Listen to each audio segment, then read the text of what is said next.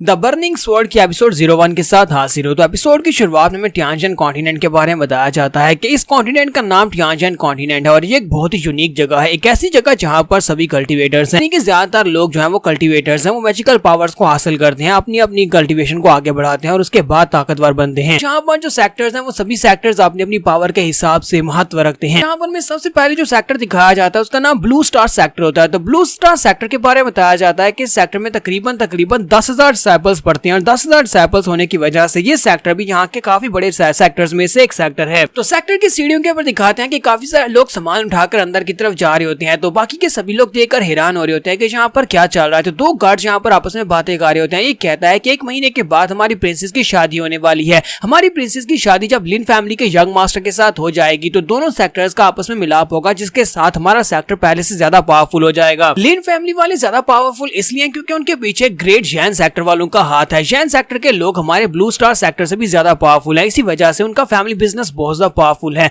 और अगर उनका फैमिली बिजनेस हमें मिल जाता है तो उसके बाद हम लोग भी नंबर 1 बन जाएंगे। गार्ड उसे कहता है कि हमारे टियानजान में पहले यहाँ पर एक किन फैमिली भी हुआ करती थी। 1 महीना पहले तक तो किन फैमिली यहाँ पर काफी ज्यादा पावरफुल फैमिली थी, लेकिन आज देखो जरा किन फैमिली किस तरह बुरी तरह से डिक्लाइन हो चुकी है। दूसरा गार्ड उसे कहता है कि ये सब कुछ लिन फैमिली की वजह से हुआ है, क्योंकि लिन फैमिली के लोगों ने उनको बहुत ही बुरी तरह से डिस्ट्रॉय किया है। किन फैमिली का यंग मास्टर जिसका नाम किन नैन है, उसकी कल्टीवेशन को डिस्ट्रॉय कर दिया गया और उसके फादर उसकी कल्टीवेशन को भी डिस्ट्रॉय कर दिया गया है, जिसकी वजह से उनकी फैमिली अब बहुत ही बुरे डिक्लाइन में चली गई है। और इसी के साथ ही यहाँ पर हमारे हीरो की एंट्री होती है। वो दोनों हैरान होकर सामने की तरफ देखते हैं और कहते हैं कौन है वहां पर, चलो जल्दी से वहां से बाहर निकलो। तो वहां पर धुआं होता है और उस धुएं के अंदर से हमारा हीरो बाहर निकलता है। तो हमारे हीरो का नाम किन नैन होता है। तो यंग मास्टर किन वहां से बाहर निकलता है। तो जब उसे देखते हैं वो उसे कहते हैं देखो तो जरा यहाँ पर कौन आया है। ये तो किन फैमिली का यंग मास्टर किन नैन है, वो लड़का जो क्या बिल्कुल कचरा हो चुका है, जिसकी कल्टीवेशन को सील कर दिया गया है। तुम्हारा किन नैन उनके सामने खड़ा होता है, जबकि दूसरा गार्ड उसे कहता है कि बताओ कि तुम यहाँ पर क्या करने के लिए आए हो, तुम्हारा हमारे ब्लू स्टार सेक्टर में क्या ही काम है। किन नैन आगे की तरफ बढ़ता है, उसकी तरफ आगे बढ़ता है और साथ ही उससे कहता है कि मैं यहाँ पर किसी काम से आया हूँ।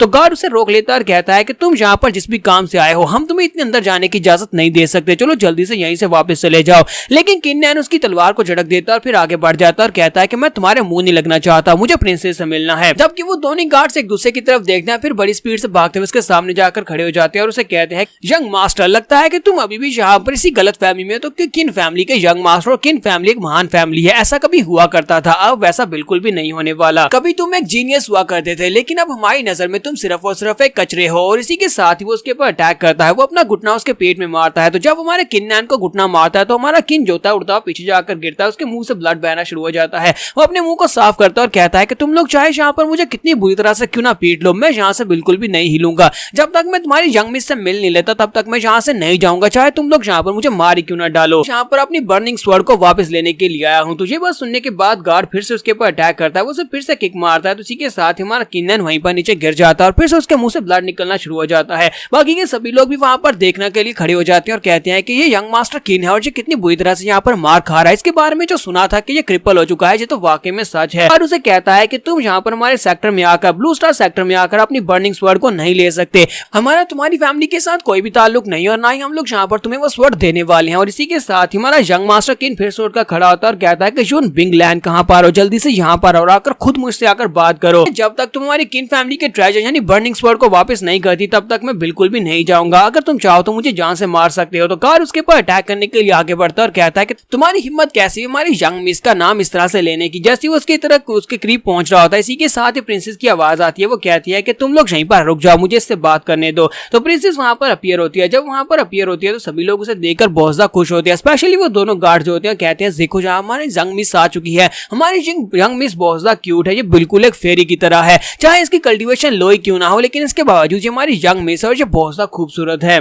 किन नैन इस लायक नहीं है कि ये हमारी यंग मिस का नाम डायरेक्टली बुला सके। और यहीं पर वो यंग मिस जो होती है वो भी उसे कहती है कि किन नैन तुम यहाँ पर अब इस लायक नहीं रहे कि तुम मेरे नाम को डायरेक्टली पुकार सको। कभी तुम एक जीनियस हुआ करते थे, तब तुम मेरा नाम ले सकते थे, लेकिन अब दोबारा ऐसी गलती मत करना। यही बात यहाँ पर तुम्हारी बर्निंग स्वॉर्ड की। और इसी के साथ ही वो आगे से हल्का सा मुस्कुराती है, फिर साथ ही वो तलवार निकालती है और उसे कहती है क्या तुम्हें वाकई में लगता है कि अगर तुम इस तलवार को वापस ले जाओगे तो तुम्हारी किन फैमिली दोबारा से राइज कर सकती है? क्या तुम्हें लगता है कि मैं इस बेकार तलवार को अपने पास रखने वाली हूँ? और इस तलवार को वो उसकी तरफ फेंक देती है। तो तलवार जैसी वहां पर नीचे गिरती है वहां पर एक जबरदस्त धमाका होता है, एनर्जी निकलती है और बहुत सारा धुआं हो जाता है। तुम्हारा किन नैन उसे कहता है कि तुमने मेरी तलवार वापस कर दी, चलो ये तो अच्छा किया। तो प्रिंसेस आगे बढ़ती है और उसे कहती है कि किन नैन मैंने यहाँ पर तुम्हारी बर्निंग स्वॉर्ड को वापस कर दिया, अब हमारा और तुम्हारी फैमिली का आपस में कोई भी ताल्लुक नहीं है, हमारे सेक्टर का भी तुम्हारे साथ कोई ताल्लुक नहीं है और दोबारा कभी भी यहाँ पर हमारे सेक्टर के बाहर भी दिखाई मत देना। मैं यहाँ पर तुम्हारे जैसे कमजोर और बिल्कुल क्रिपल इंसान के साथ कोई भी ताल्लुक नहीं रखना चाहती और कोई भी मुझे यहाँ पर तुम्हारे साथ ना देखने पाए। तो किन नैन उसे कहता है कि मैं यहाँ पर तुम्हें बस एक बात याद दिलाना चाहता हूँ, आज से 10 साल पहले यहाँ पर क्या हुआ था। तुम्हारा ब्लू स्टार सेक्टर जो है ये बहुत ही बुरी हालत में था, तुम्हारे लोग मर रहे थे, लेकिन उस वक्त तुम लोग हमारे फादर से मदद मांगने के लिए आए थे। मेरी किन फैमिली के पैट्रियार्च यानी कि मेरे फादर ने यहाँ पर आकर तुम लोगों को फाइट करने में मदद की थी और दुश्मन को यहाँ से भगा दिया था और तुम्हारी जान बचाई थी। और उसके बाद तुम्हारे फादर ने जब ये देखा कि हमारी किन फैमिली बहुत ज्यादा पावरफुल है, तो तुम्हारे फादर ने उस वक्त एक डिसीजन लिया था। उस वक्त तुम एक छोटी बच्ची थी, लेकिन इसके बावजूद उन्होंने तुम्हें मेरी वाइफ के तौर पर हमारी फैमिली में दिया था।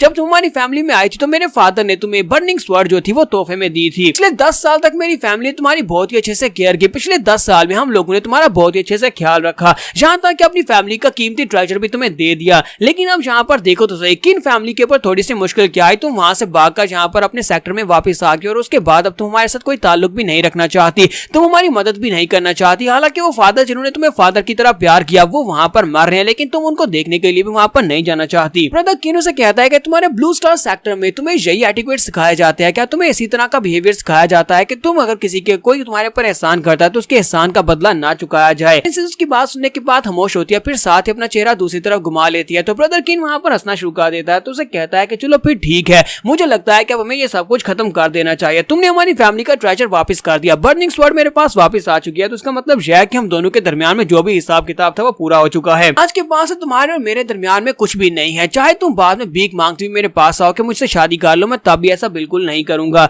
और भी वो वहीं पर तलवार को अपने हाथ में पकड़ता है, किसी के साथ एक तलवार उठती हुई उसकी तरफ आगे बढ़ती है, उस तलवार के साथ आकर टकराती है। जैसे वो तलवार के साथ टकराती है तो बर्निंग स्वॉर्ड टूट जाती है, वो टुकड़े टुकड़े हो जाती है। तो यहाँ पर यंग मास्टर लिन पहुंच जाता है, यंग मास्टर लिन किनफेंग इसका नाम होता है। तो वहां पर पहुंचने के बाद से कहता है कि प्लीज मुझे माफ करना, मेरा हाथ स्लिप हो गया जिसकी वजह से मेरी तलवार तुम्हारी इस बेकार टूटी हुई तलवार के साथ टकराई और वो और ज्यादा टूट गई। तो यंग मास्टर किन वहां पर अपनी टूटी हुई बर्निंग स्वॉर्ड को अपने हाथ में लेकर बैठा होता है और कहता है कि देखो जरा इसने मेरे साथ क्या किया, पहले इसने हमारी फैमिली के ऊपर अटैक किया, मेरी कल्टीवेशन को अबॉलिश किया यानी मुझे क्रिपल बना दिया, और उसके बाद अब इसने हमारी फैमिली के ट्रेजर यानी कि हमारी बर्निंग स्वॉर्ड को भी टुकड़े टुकड़े कर दिया। मैं किन्नन इस बात का वादा करता हूं कि अगर मैं यहाँ पर आज नहीं मरता तो उसके बाद मैं इस यंग मास्टर लिन को नहीं छोड़ूंगा, इसको मैं अपने हाथों से मारूंगा और इसकी बॉडी के बहुत ही छोटे छोटे पीसेस करूंगा। तो यंग मास्टर लिन अपनी तलवार को वापस अपने हाथ में पकड़ता है और हमारे किन्नन से कहता है कि लड़के तुम तो यहाँ पर दोबारा से हमारे सामने पहुंच आए, मैंने तुम्हारी कल्टीवेशन को अबॉलिश इसलिए किया था ताकि तुम्हारी हिम्मत टूट जाए, लेकिन इसके बावजूद तुम यहाँ पर ब्लू स्टार सेक्टर में पहुंच आए, क्या तुम यहाँ पर मदद मांगने के लिए आए हो। फिर साथ ही आगे बढ़ता जाकर प्रिंसेस की कमर में अपना हाथ डालता है और उसे कहता है मुझे लगता है कि मुझे यहाँ पर तुम्हें और ज्यादा सबक सिखाने की जरूरत है, क्योंकि तुम्हारी हिम्मत कैसे भी मेरी होने वाली वाइफ के सामने आकर खड़े होने की, और इस बार जब मैं तुम्हें सबक सिखाऊंगा तो वो ऐसा सबक सिखाऊंगा कि तुम अपने फादर की तरह, अपने कचरा फादर की तरह जो जिसकी कल्टीवेशन अबॉलिश हो चुकी है, वो बिस्तर के ऊपर पड़ा हुआ है, बिस्तर से उठ भी नहीं सकता और तुम्हारी हालत भी बिल्कुल वैसी हो जाएगी। तो किन्नन अभी फिलहाल के लिए इस कंडीशन में नहीं है कि वो इनसे फाइट कर सके, वो अपने मन में उसे गाली देता है, फिर साथ उठकर अपनी तलवार के टूटे हुए टुकड़ों को हाथ में पकड़ता है और पीछे की तरफ मुड़ जाता है और कहता है जबकि बर्निंग स्वॉर्ड हमें वापस मिल चुकी है तो मेरे यहाँ पर किन फैमिली के और तुम्हारे ब्लू स्टार सेक्टर के दरमियान में कोई भी रिश्ता नहीं बचा, लेकिन अब यहाँ पर हम दोनों के दरमियान में एक नया रिश्ता बनेगा और वो दुश्मनी का होगा, क्योंकि मैं यहाँ पर ब्लू स्टार सेक्टर के साथ अपनी दुश्मनी को पूरी तरह से निभाऊंगा और मैं बदला लूंगा, जो भी तुम लोगों ने मेरे साथ किया है मैं उसका बदला लूंगा। जबकि लिन किनफेंग जो होता है वो प्रिंसेस से कहता है कि तुमने इस लड़की को यहाँ पर मार क्यों नहीं दिया, अगर इसे यहीं पर मार देते तो किस्सा खत्म हो जाता। प्रिंसेस से कहती है कि हमें इस लड़के को मारने की क्या जरूरत है, आखिर इससे हमें डर किस बात का है, ये तो क्रिपल हो चुका है, ये दोबारा कभी कल्टीवेट ही नहीं कर सकता, तो फिर हमारे लिए खतरा कैसे बनेगा। मास्टर लिन आगे से हंसना शुरू कर देता और कहता है कि हाँ तुमने बिल्कुल ठीक कहा, ये कचरा तुम्हारे सामने खड़े होने के लायक भी नहीं, हम जब चाहे इसको मार सकते हैं, वैसे भी हमें इन जैसे लोगों की परवाह बिल्कुल भी नहीं होनी चाहिए। और यहाँ पर हमारी एपिसोड 01 का एंड होता है। तो द बर्निंग स्वॉर्ड की एपिसोड 01 कैसी लगी कमेंट करके।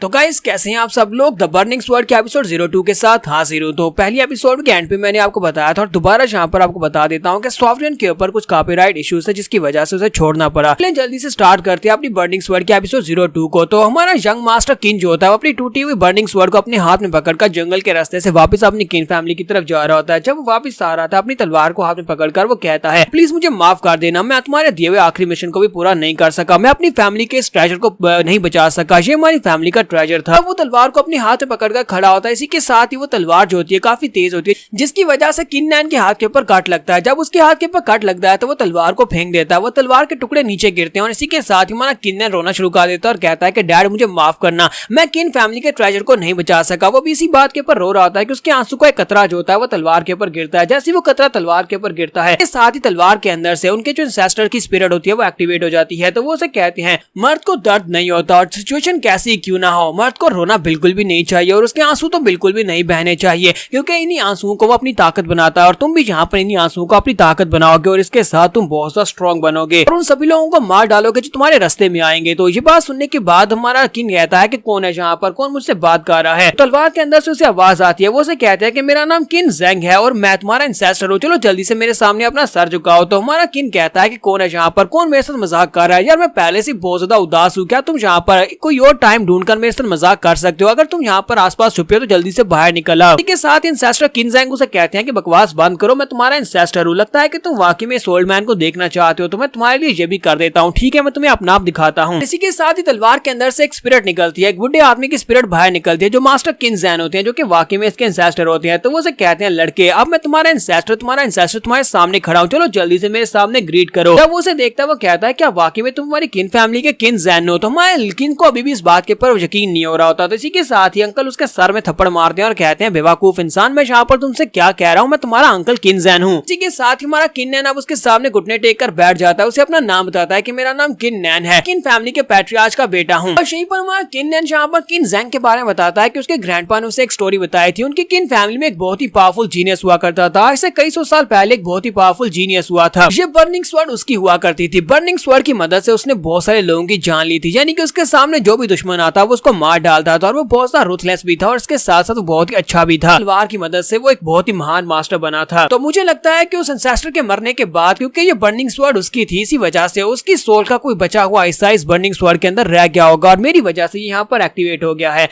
तो किन ज़ेंग उसे कहते हैं कि लड़के तुम यहाँ पर जो कुछ भी सोच रहे हो बिल्कुल वैसा ही है और देखो जरा तुम्हारी कल्टीवेशन की रूट बहुत ज्यादा कमाल की है। हाँ मुझे पता है कि तुम्हारी कल्टीवेशन क्रिपल हो चुकी है, लेकिन इस वक्त जो सिचुएशन है वो तुम्हें कल्टीवेट करने में बहुत ज्यादा मदद देगी। इस वक्त तुम्हारा दिल टूटा हुआ है, एक औरत ने तुम्हें बहुत ज्यादा गुस्सा दिलाया, साथ ही तुम अपनी फैमिली का बदला लेना चाहते हो, ये सारी की सारी भावनाओं को अगर मिक्स कर दिया जाए तो तुम एक बहुत ही ताकतवर इंसान बन सकते हो। किन ज़ेंग उसे कहता है कि इंसेस्टर क्या आप यहाँ पर टूटे हुए दिलों को जोड़ने के लिए आए हैं या फिर मुझे कल्टीवेट करने का कोई तरीका बताने के लिए आए हैं। तो इसी के साथ ही वो काफी गुस्सा हो जाते हैं और साथ ही उसे बताते हैं उस स्पेशल मंत्र के बारे में कि मर्द रोते नहीं है और कल्टीवेट करते हैं और स्ट्रॉन्ग बनते हैं। इसी के साथ इंसेस्टर उसे कहते हैं कि लड़के क्या तुम्हें पता है कि आज से 10,000 साल पहले जब मैं यहाँ पर बहुत ज्यादा पावरफुल हुआ करता था तो मैंने यहाँ पर क्या किया था, मेरे पास कौन सी स्पेशल टेक्निक थी जिसकी मदद से मैं इस दुनिया के ऊपर राज कर रहा था, जिसकी वजह से लेजेंड्स में मुझे अभी भी याद रखा जाता है। वो बर्निंग स्वॉर्ड शूरा आर्ट है। इसी बर्निंग स्वॉर्ड की मदद से मैंने शूरा आर्ट को मास्टर किया था और उस स्पेशल आर्ट की मदद से मैं इस दुनिया में इनविंसिबल कहलाया था। और साथ ही वो तलवार को उठाता है और उसे कहता है कि मैं उस स्पेशल टेक्निक को तुम्हें सिर्फ और सिर्फ एक ही बार दिखा सकता हूँ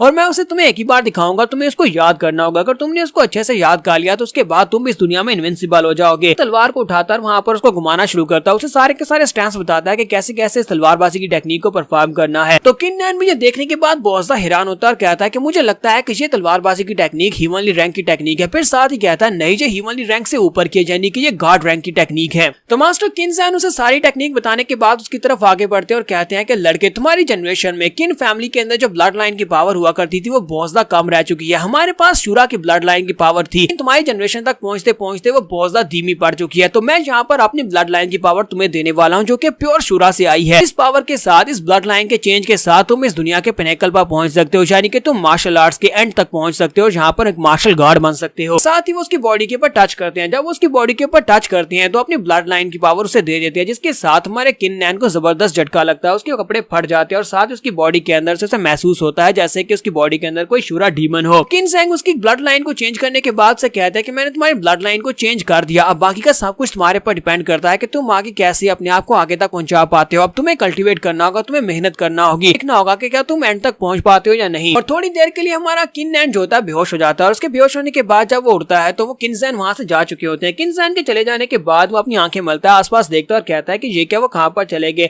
फिर साथ ही वो अपने हाथों की तरफ देखता है और कहता है क्या क्या ये कोई इल्यूजन तो नहीं है। साथ ही वो अपनी बॉडी की तरफ देखता है तो उसकी बॉडी और सिक्स पैक्स वगैरह बन चुके होते हैं। वो कहता है ये क्या, मेरी बॉडी के ऊपर तो मसल्स आ चुके हैं, ये तो बहुत ज्यादा अच्छा हो गया। फिर साथ ही वो अपना पंच बनाता है, वहां पर अपनी पावर्स को आजमा कर देखता है। जैसे ही वहां पर पंच मारता है तो उसके आसपास बहुत सारी धूल मिट्टी उड़ती है क्योंकि उसके पंच के अंदर से काफी सारी पावर निकलती है। तो किन्नन कहता है जो तो वाकई में काम कर रहा है, मैं तो पावरफुल हो गया हूँ। उसकी बॉडी के ऊपर एक तलवार का निशान होता है तो वो तलवार के निशान की तरफ देखता है तो वो एक्टिवेट हो जाता है और उसके अंदर से उसकी बर्निंग स्वॉर्ड बाहर निकल आती है। तो वो कहता है ये क्या, ये तो हिमली बर्निंग स्वॉर्ड है, यानी कि ये निशान से ये तलवार अब मेरी बॉडी के अंदर इनग्रेव हो चुकी है, जब चाहे मैं इसको अपनी बॉडी के अंदर से निकाल सकता हूँ। तलवार को उठाता और कहता है चलो यहाँ पर आप इस तलवार की पावर्स को चेक करके देखते हैं क्या वाकई मुझे कल्टीवेशन मिली भी है या नहीं। वो तलवार को उठाता है, सामने की तरफ एक स्ट्राइक लगाता है। जब वो सामने की तरफ स्ट्राइक लगाता है तो नीचे के काफी बड़े ग्राउंड के हिस्से को फाड़ देता है। तो किन्नन बहुत ज्यादा खुश हो जाता है और कहता है कि जब हम अपनी तलवार को घुमाते हैं और अगर उसके अंदर से स्वॉर्ड की रिलीज हो तो इसका मतलब यह है कि हम लोग कल्टीवेट कर सकते हैं और हमारी बॉडी के अंदर एनर्जी है, की एनर्जी है। इसका मतलब यह है कि मैं बॉडी रिफाइनिंग स्टेज तक पहुंच चुका हूं। फिर साथ ही वहां पर चेक करता है कि आखिर उसका लेवल क्या है। तो वो कहता है तो बिल्कुल क्रिपल हो चुका था, मेरी मेडियंस बर्बाद हो चुकी थी, लेकिन यहाँ पर अंकल किन्जन की वजह से मुझे नई पावर्स मिली हैं, जिसकी वजह से पहले बॉडी रिफाइनिंग के 4th लेवल पर था लेकिन अब मैं बॉडी रिफाइनिंग के 5th लेवल तक पहुंच चुका हूँ, वो भी डायरेक्टली। तो यंग मास्टर लिन जिसने इसकी कल्टीवेशन को अबॉलिश किया था वो भी बॉडी रिफाइनिंग के 5th लेवल पर था। तो वो सोच रहा होता है कि मैं भी इस वक्त बॉडी रिफाइनिंग के 5th लेवल पर पहुंच चुका हूं और उसके साथ साथ बर्निंग स्वॉर्ड के साथ मेरे पास शूरा बर्निंग स्वॉर्ड आर्ट भी है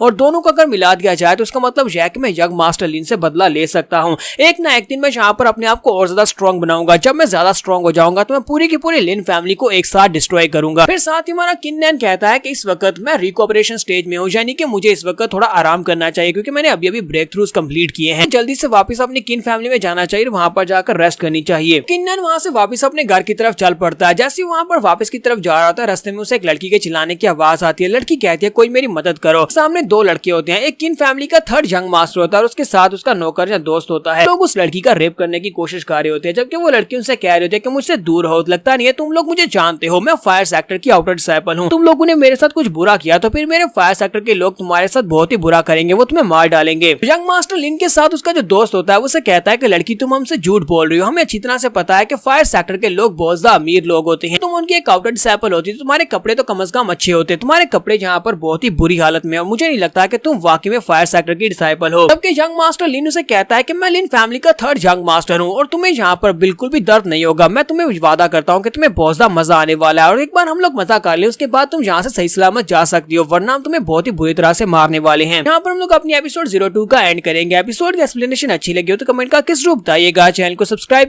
द बर्निंग स्वॉर्ड के एपिसोड 03 के साथ हाजिर हो। तो लास्ट एपिसोड के एंड पे हमने देखा था कि एक लड़की को यंग मास्टर लिन जो कि फैमिली का 3rd यंग मास्टर और उसके साथ उसका दोस्त होता है, वो लोग उसे घेर कर खड़े होते हैं। यहाँ पर इस एपिसोड की शुरुआत में दोस्त यंग मास्टर लिन से कहता है कि यंग मास्टर अगर ये बात वाकई में सच हुई और ये फायर सेक्टर की आउटर डिसाइपल हुई तो फिर हम लोग मुसीबत में पड़ सकते हैं। यंग मास्टर लिन उसे कहता है कि बेवकूफ कहें कि हमें डरने की क्या जरूरत है, अगर ये वाकई में फायर सेक्टर की डिसाइपल होती भी है इस बात से क्या फर्क पड़ता है, तुम्हें पता है ना कि मेरा सीनियर ब्रदर हमारी फैमिली का यंग मास्टर जो है किन फैंग वो बहुत ही जल्दी ब्लू स्टार सेक्टर का भी रिश्तेदार बनने वाला है, उनकी यंग मिस के साथ शादी करने वाला है, तो फिर हमें यहाँ पर किसी से डरने की जरूरत नहीं है, हमारे पास 2 सेक्टर्स की पावर है। किन्नन जो कि वहां से गुजर कर जा रहा होता है वो जैसे ही वहां पर ये सुनता है कि ये यंग मास्टर लिन है तो इसी के साथ ही वो कहता है चलो यहाँ पर अपनी पावर्स को आजमा कर देखते हैं, ये लिन फैमिली का मेंबर है तो मैं सभी लोगों को मारने से पहले इसी से शुरुआत करूंगा। तो इसी के साथ ही यंग मास्टर लिन जो होता है वो ठरकियों की तरह लार टपकाते हुए आगे बढ़ता और कहता है कि लड़की लो मैं आ रहा हूँ, और साथ ही वो अपने पजामे को भी ढीला कर देता है ताकि उसका रेप कर सके। तो लड़की बेचारी पीछे पेड़ के साथ टकराती है और उसे कहती है कि मेरे करीब मत आओ, मेरे करीब मत आओ,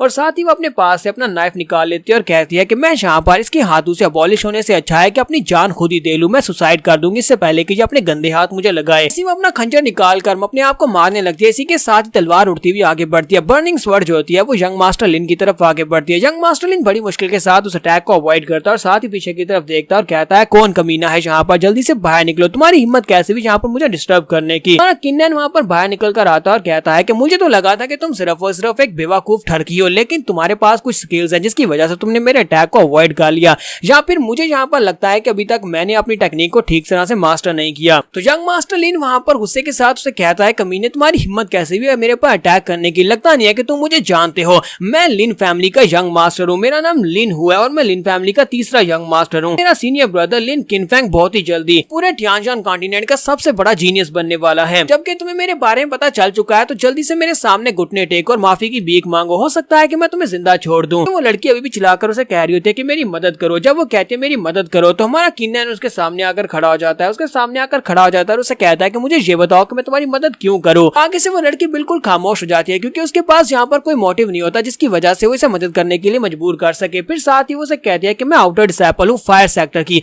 अगर तुम मेरी मदद करते हो तो फ्यूचर में तुम हमारे फायर सेक्टर में आकर मुझसे मदद ले सकते हो, बदले मैं तुम्हें जरूर मदद दूंगी। तो किन्नन उसकी बात सुनने के बाद यंग मास्टर लिन की तरफ इशारा करते हुए कहता है कि मुझे यहाँ पर तुम्हारी मदद नहीं चाहिए, अगर तुम यहाँ पर मुझे 1000 कॉइन्स देती हो तो उसके बदले में मैं इस कमीने को मार डालूंगा। तुमने कहा कि तुम फायर सेक्टर की आउटर डिसेबल हो तो इसका मतलब यह है कि तुम 1000 कॉइन्स तो दे सकती हो। तो वो आगे से खामोश हो जाती है। फिर साथ ही वो यंग मास्टर जो होता है यानी यंग मास्टर लिन जो होता है वो उसे कहता है कमीने कहीं कि लगता है कि तुम बेवकूफ हो या फिर तुम जानबूझकर इस तरह की बातें कर रहे हो। मैंने तुम्हें बताया कि मैं यंग मास्टर लिन हूँ, तुम यहाँ पर मुझे मारने की कीमत लगा रहे हो तो मैं तुम्हें बिल्कुल भी नहीं छोड़ूंगा। और इसी के साथ ही वो अटैक करने के लिए रेडी हो जाता है और कहता है देखना मैं यहाँ पर तुम्हें सिर्फ और सिर्फ एक ही पंच के साथ मार डालूंगा। तो जैसे ही वो पंच मारने के लिए आगे बढ़ता है तुम्हारा किन्नन उसे अपनी तरफ आता हुआ देखता है और कहता है कि ये तो एक बहुत ही लो लेवल की टेक्निक है, तुम्हें क्या लगता था कि तुम इस टेक्निक के साथ मुझे मार सकते हो। और इसी के साथ ही वो जंप करते पीछे की तरफ बढ़ता है। फिर साथ उस लड़की से कहता है अभी भी तुम्हारे पास वक्त है, जल्दी से सोच लो, मैं 2000 कॉइन्स के बदले में इस लड़की को तुम्हारे लिए मार डालूंगा। और यंग मास्टर लिन को उसकी बातें सुनने के बाद और भी ज्यादा गुस्सा आता है। वो अपनी पावर्स को रिलीज करता है और कहता है कि अब मैं यहाँ पर तुम्हें दिखाता हूँ बॉडी रिफाइनिंग के सेकंड लेवल की पावर क्या होती है, मैं तुम्हें नहीं छोड़ूंगा। और साथ ही वो अपनी स्पेशल टेक्निक जो कि लिन फैमिली की स्पेशल टेक्निक होती है जिससे हार्ट स्टॉपिंग स्ट्राइक रहते हैं,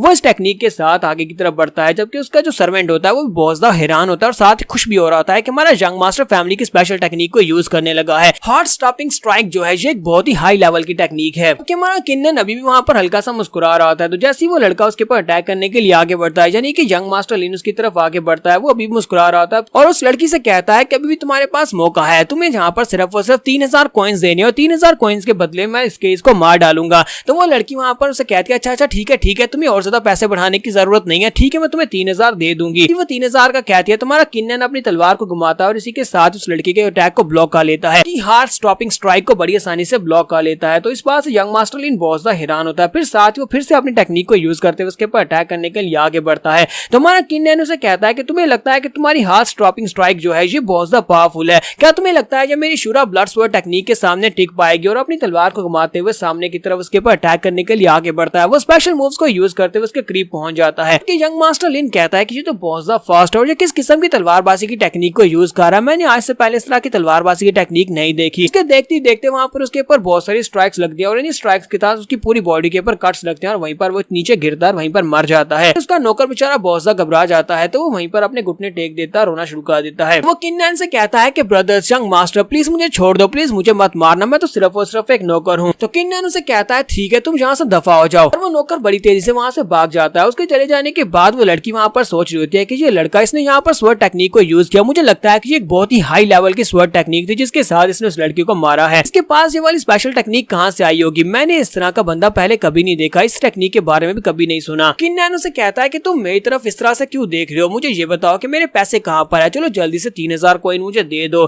तो वो आगे से शर्माना शुरू कर देती है और साथ ही मासूम सा चेहरा बनाकर उसे कहती है असल में मेरे पास 1 रुपया भी नहीं है। तो किन्नन उसे कहता है क्या तुम मुझे बेवकूफ बनाने की कोशिश कर रही हो, हम दोनों में यहाँ पर डील हुई थी और अब तुम मुझे पैसे नहीं देना चाहती। तो वो उसे कहती है कि असल में मैं यहाँ पर वापिस अपने घर की तरफ जा रही हूँ, मैं सेक्टर से वापिस अपने घर की तरफ जा रही हूँ, इसी वजह से जल्दी में मैं पैसे लाना भूल ही गई, मेरे पास इस वक्त 1 रुपया भी नहीं है, इसी वजह से तो मैं यहाँ से पैदल चलकर अपने घर जा रही हूँ। लेकिन अगर तुम चाहो तो मेरे साथ मेरे घर आ सकते हो, मेरे घर मैं अपने पेरेंट्स से लेकर वैसे तुम्हें दे दूंगी। तो किन्नन आगे ससना शुरू कर देता है और कहता है कि तुमने तो यहाँ पर इस बात को सीरियसली समझ लिया, क्या तुम्हें लगता है कि इस जैसे कचरे को मारने के लिए मैं 3000 कॉइन्स लूंगा, इस तरह के कचरे को तो मैं फ्री में मार सकता हूँ। और इसी के साथ ही हमारा किन्नन आगे बढ़ता है, जाकर उसकी बॉडी की तलाशी लेना शुरू कर देता है। वो उसकी बॉडी के अंदर से जो कुछ निकलता है वो सब कुछ ले लेता है। उसके पास जो हाई लेवल की पिल्स, मेडिसिन और इसके साथ साथ मार्शल आर्ट्स की बुक्स और साथ ही जो पैसा मिलता है वो सारे का सारा वो निकाल लेता है। तो वो लड़की हमारे किन्नन की तरफ ही देख रही होती है कि ये क्या कर रहा है और उसे वो काफी ज्यादा क्यूट भी लग रहा होता है। तो किन्नन उसे कहता है कि तुम बार बार यहाँ पर मेरी तरफ ही क्यों देखी जा रही हो, इस तरह मुझे घूर का क्यों देख रहे हो, तुम्हारा चेहरा क्यों लाल हो रहा है।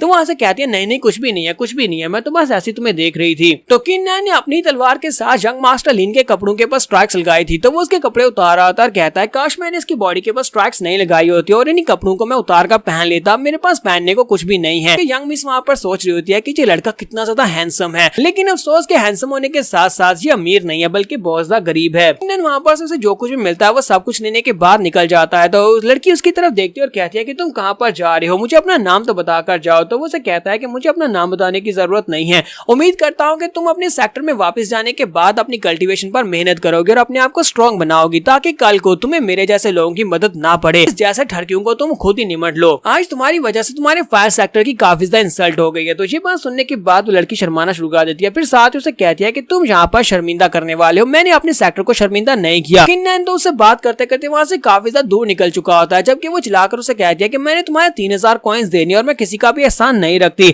मैं यंग मिस निंग तुम्हारे इस एहसान का बदला जरूर चुकाऊंगी, यहाँ पर वापस आओ, मुझे अपना नाम बताकर जाओ। लेकिन वो वहाँ से जा चुका होता है। तो यंग मिस निंग कहती है इस लड़के ने यहाँ पर बॉडी रिफाइनिंग के 3rd लेवल के बंदे को बड़ी आसानी से मार डाला, सिर्फ और सिर्फ एक ही तलवारबाजी के मूव को यूज करते हुए। वापस जाने के बाद मैं अपने फादर से इसके बारे में बात करूंगी और फादर से कहूंगी कि इसको ढूंढे, क्योंकि हमें यहाँ पर इसको इनाम तो देना पड़ेगा, इसने मेरी जान बचाई है और वैसे भी इसने यहाँ पर मुझे कहा कि मैंने अपने सेक्टर को शर्मिंदा किया है, तो इसका बदला तो मैं इससे लूंगी। और यहाँ पर हम लोग अपनी एपिसोड 03 का एंड करेंगे। एपिसोड की एक्सप्लेनेशन अच्छी लगी हो तो कमेंट का किस रूप बताइएगा, चैनल को सब्सक्राइब कर दे, वीडियो को लाइक और शेयर कर दें। शुक्रिया। तो गाइस कैसे हैं आप सब लोग, द बर्निंग स्वर्ड के एपिसोड 04 के साथ हाजिर हो। तो लास्ट एपिसोड के एंड पे हमने देखा था कि प्रिंसेस निंग की जान बच जाती है और वहां पर अपनी जान बचवाने के बाद वो उस हीरो का नाम पूछती है, लेकिन हमारा यंग मास्टर किन जो होता है उसे अपना नाम नहीं बताता और वहां से चला जाता है। चले जाने के बाद हमें सिटी ऑफ स्वर्ड का सीन दिखाया जाता है। सिटी ऑफ स्वर्ड के जो हेड होते हैं ये उनकी बेटी होती है, यानी प्रिंसेस निंग जो होती है वो उसकी बेटी होती है। तो सिटी लॉर्ड अपनी कुर्सी के ऊपर बैठे होते हैं और उनका एक मुलाजिम उनके पास आता है और उसे कहता है कि माय लॉर्ड आज का दिन तो सबसे बेस्ट है। तो वो उसे कहते हैं बताओ कि आज इतनी खुशी वाली कौन सी बात है कि तुम इस दिन को सबसे बेस्ट कह रहे हो। तो वो उनसे कहता है क्योंकि आपकी बेटी यहाँ पर वापस आने वाली है, हमारी यंग मिस निंग जो है वो वापस आ चुकी है। तो ये बात सुनने के बाद सिटी लॉर्ड को भी झटका लगता है। वो कहता है क्या क्या तुमने क्या कहा कि मेरी बेटी वापस आ गई है। और इसी के साथ ही निंग वहां पर अंदर आती है और कहती है कि फादर मैं वापस आ गई। तो उसने यहाँ पर आकर फादर को एक सरप्राइज दिया जिसकी वजह से उसके फादर बहुत ज्यादा हैरान होते हैं और फादर उसे कहते हैं कि पूरे 10 साल तक तुम फायर सेक्टर में रही हो, 10 साल के बाद तुम घर वापस आई हो, तुम्हें अपने फादर की याद आ ही गई। तो वो उसे कहती है कि डैड आपको पता है ना कि फायर सेक्टर के रूल्स कितने ज्यादा स्ट्रिक्ट है और मुझे वहां पर से बाहर आने की इजाजत नहीं थी, और अब जबकि 10 साल के बाद मेरे मास्टर ने मुझे इजाजत दी है, इसी वजह से मैं आपसे मिलने के लिए आई हूँ। तो फादर काफी ज्यादा खुश हो जाते हैं और कहते हैं कि चलो मैं इस बात से बहुत ज्यादा खुश हूँ कि कम से कम तुम अपने फादर से मिलने के लिए तो आई, मैं यहाँ पर तुम्हें देखकर बहुत ज्यादा खुश हुआ। और साथ ही उसके सर पे हाथ रखता है और कहता है कि ये बहुत ही अच्छी बात है। और इसी के साथ ही फादर जब वहाँ पर खुश हो रहे होते हैं, निंग उसे कहती है कि फादर मैं आपसे कोई बात करना चाहती हूँ। रास्ते में आते हुए लिन फैमिली के 3rd यंग मास्टर ने मेरे पर अटैक किया था और वो मेरा रेप करना चाहते थे, उसके साथ उसका एक नौकर भी था। लिन फैमिली के लोगों की हिम्मत तो बहुत ज्यादा बढ़ चुकी है। ये लोग अपने आप को क्या समझते हैं कि इनकी फैमिली जहाँ की सबसे बड़ी फैमिली बन गई है, आपको उन्हें सबक सिखाना होगा, प्लीज आप उनसे बदला लें। वहाँ पर एक स्ट्रेंजर मार्शल आर्टिस्ट था जो कि बहुत ही स्ट्रॉन्गर था, उसने वहाँ पर आकर बीच में मेरी जान बचाई और यंग मास्टर लिन को भी मार डाला। अगर वो वहाँ पर नहीं होता तो मैं अब तक मर चुकी होती। तो ये बात सुनने के बाद फादर भी काफी ज्यादा गुस्सा होते हैं और कहते हैं कि लिन फैमिली वालों की हिम्मत कैसे हुई मेरी बेटी को नुकसान पहुंचाने की, उन लोगों को तो मैं बिल्कुल भी नहीं छोड़ूंगा। फिर साथ ही फादर उसे कहते हैं कि लेकिन मुझे एक बात तो बताओ कि तुम 10 साल तक फायर सेक्टर में करती क्या रही हो, तुम फायर सेक्टर की आउटर डिसाइपल हो, लेकिन इसके बावजूद तुम अपनी रक्षा नहीं कर सकती, किसी और को बीच में आकर तुम्हारी जान बचानी पड़ी। मुझे ये बताओ कि तुमने वहां पर क्या किया है। तो उसकी बेटी बात को घुमाने के लिए उसे कहती है कि डैड आपको मेरी कल्टीवेशन से क्या फर्क पड़ता है कि मैं कितनी स्ट्रॉन्ग और कितनी नहीं हूँ, आपको तो बस यहाँ पर अपनी बेटी का बदला लेना चाहिए कि आपकी बेटी वहां पर मर सकती थी, मैं मरते मरते बची हूँ, आप जाए और जाकर लिन फैमिली से बदला लें। तो वो कहते हैं अच्छा ठीक है बेटा, मैं यहाँ पर इस बारे में जरूर सोचूंगा और लिन फैमिली वालों से इस बात की एक्सप्लेनेशन जरूर लूंगा। और अब मुझे उस स्ट्रेंज मार्शल आर्टिस्ट के बारे में बताओ कि जिसने तुम्हारी मदद की थी, क्या तुम्हें उसका नाम वगैरह याद है? अगर तुम्हें उसका नाम याद है तभी तो हम लोग उसकी मदद कर पाएंगे या फिर हम लोग उसे यहाँ पर थैंक यू गिफ्ट्स भेज पाएंगे। तो निंग उसे कहती है कि डैड मुझे नहीं पता क्योंकि उसने मुझे अपना नाम बताया नहीं है, लेकिन मुझे इतना पता है कि वो यहीं पर सिटी ऑफ स्वर्ड में ही रहता है और यहीं कहीं रहने वाला है, किसी एक फैमिली से हो सकता है। उसकी उम्र तकरीबन 16-17 साल होगी और लड़का काफी ज्यादा हैंडसम है, आंखें उसकी बहुत ज्यादा शाइनी और साथ ही उसके हाथ में एक स्पेशल तलवार थी, एक तलवार जिसके ऊपर गोल्डन कलर का लोटस फ्लावर बना हुआ था। उस लड़के के मार्शल आर्ट्स के स्किल तो बहुत ज्यादा अच्छे थे और तलवारबाजी की टेक्निक जो उसने यूज की थी वो गार्ड रैंक की टेक्निक थी। उनसे कहती है कि फादर मैंने यहाँ पर आपको जितनी बातें बताई है, क्या इन सभी बातों से आप इस बात का अंदाजा लगा सकते हैं कि वो लड़का कौन हो सकता है? तो फादर उसकी बात सुनने के बाद कहते हैं कि उस लड़के की तलवार के ऊपर जो तुमने फायर लोटस का बताया कि गोल्डन कलर का फायर लोटस था, ये निशान तो किन फैमिली वालों की संपत्ति है, किन फैमिली वाले अपनी तलवारों के ऊपर ये वाला निशान बनाते हैं। अगर तुम यहाँ पर उसको 16-17 साल का कह रही हो तो इसका मतलब यह कि वो इस फैमिली का यंग मास्टर किन नैन हो सकता है, लेकिन वो कैसे हो सकता है क्योंकि उसकी कल्टीवेशन को तो लिन फैमिली के लोगों ने अबॉलिश कर दिया है, वो बिल्कुल एक बेकार कचरा हो चुका है। तो किन नैन तो यहाँ पर बिल्कुल भी नहीं हो सकता, किन नैन तुम्हारी जान नहीं बचा सकता क्योंकि वो खुद यहाँ पर अपनी जान बचाता फिर रहा है। फादर सारा कुछ सोचने के बाद कहते हैं लगता नहीं है कि वो लड़का जो भी था वो किन फैमिली से था, मुझे लगता है कि वो किसी दूसरे स्ट्रॉन्गर सेक्टर से यहाँ पर आया होगा, कोई ट्रैवलर होगा,